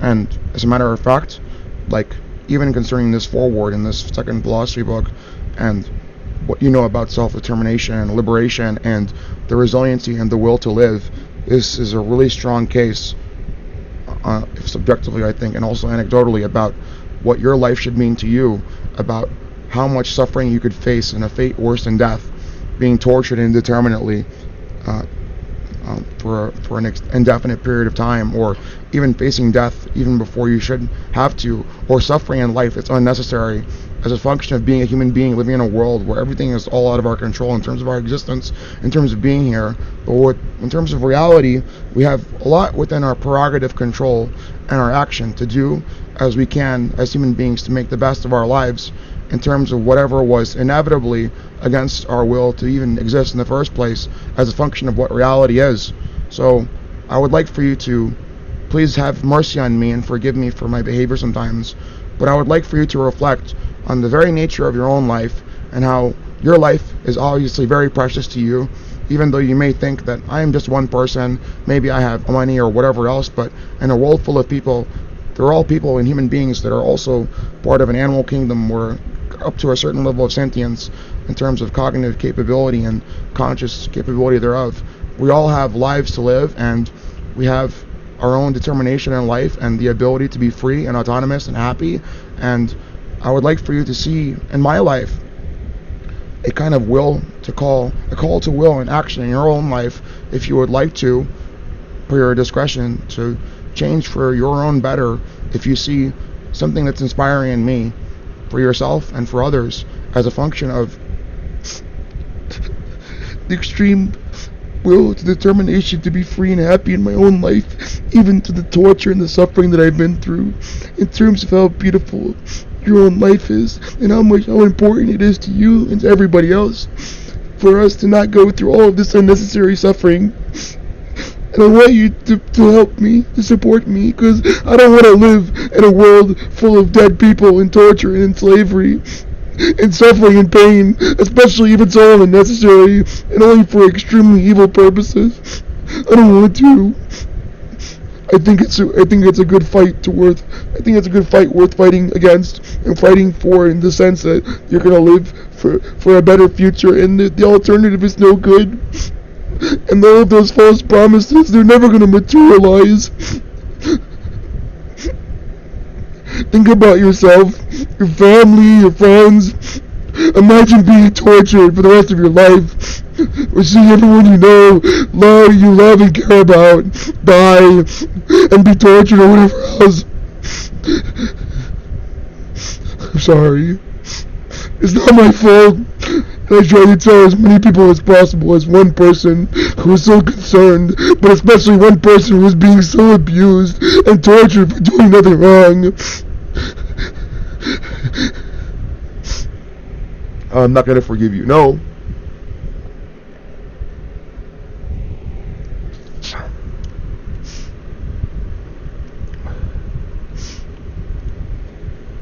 Nope, I don't have to, so no.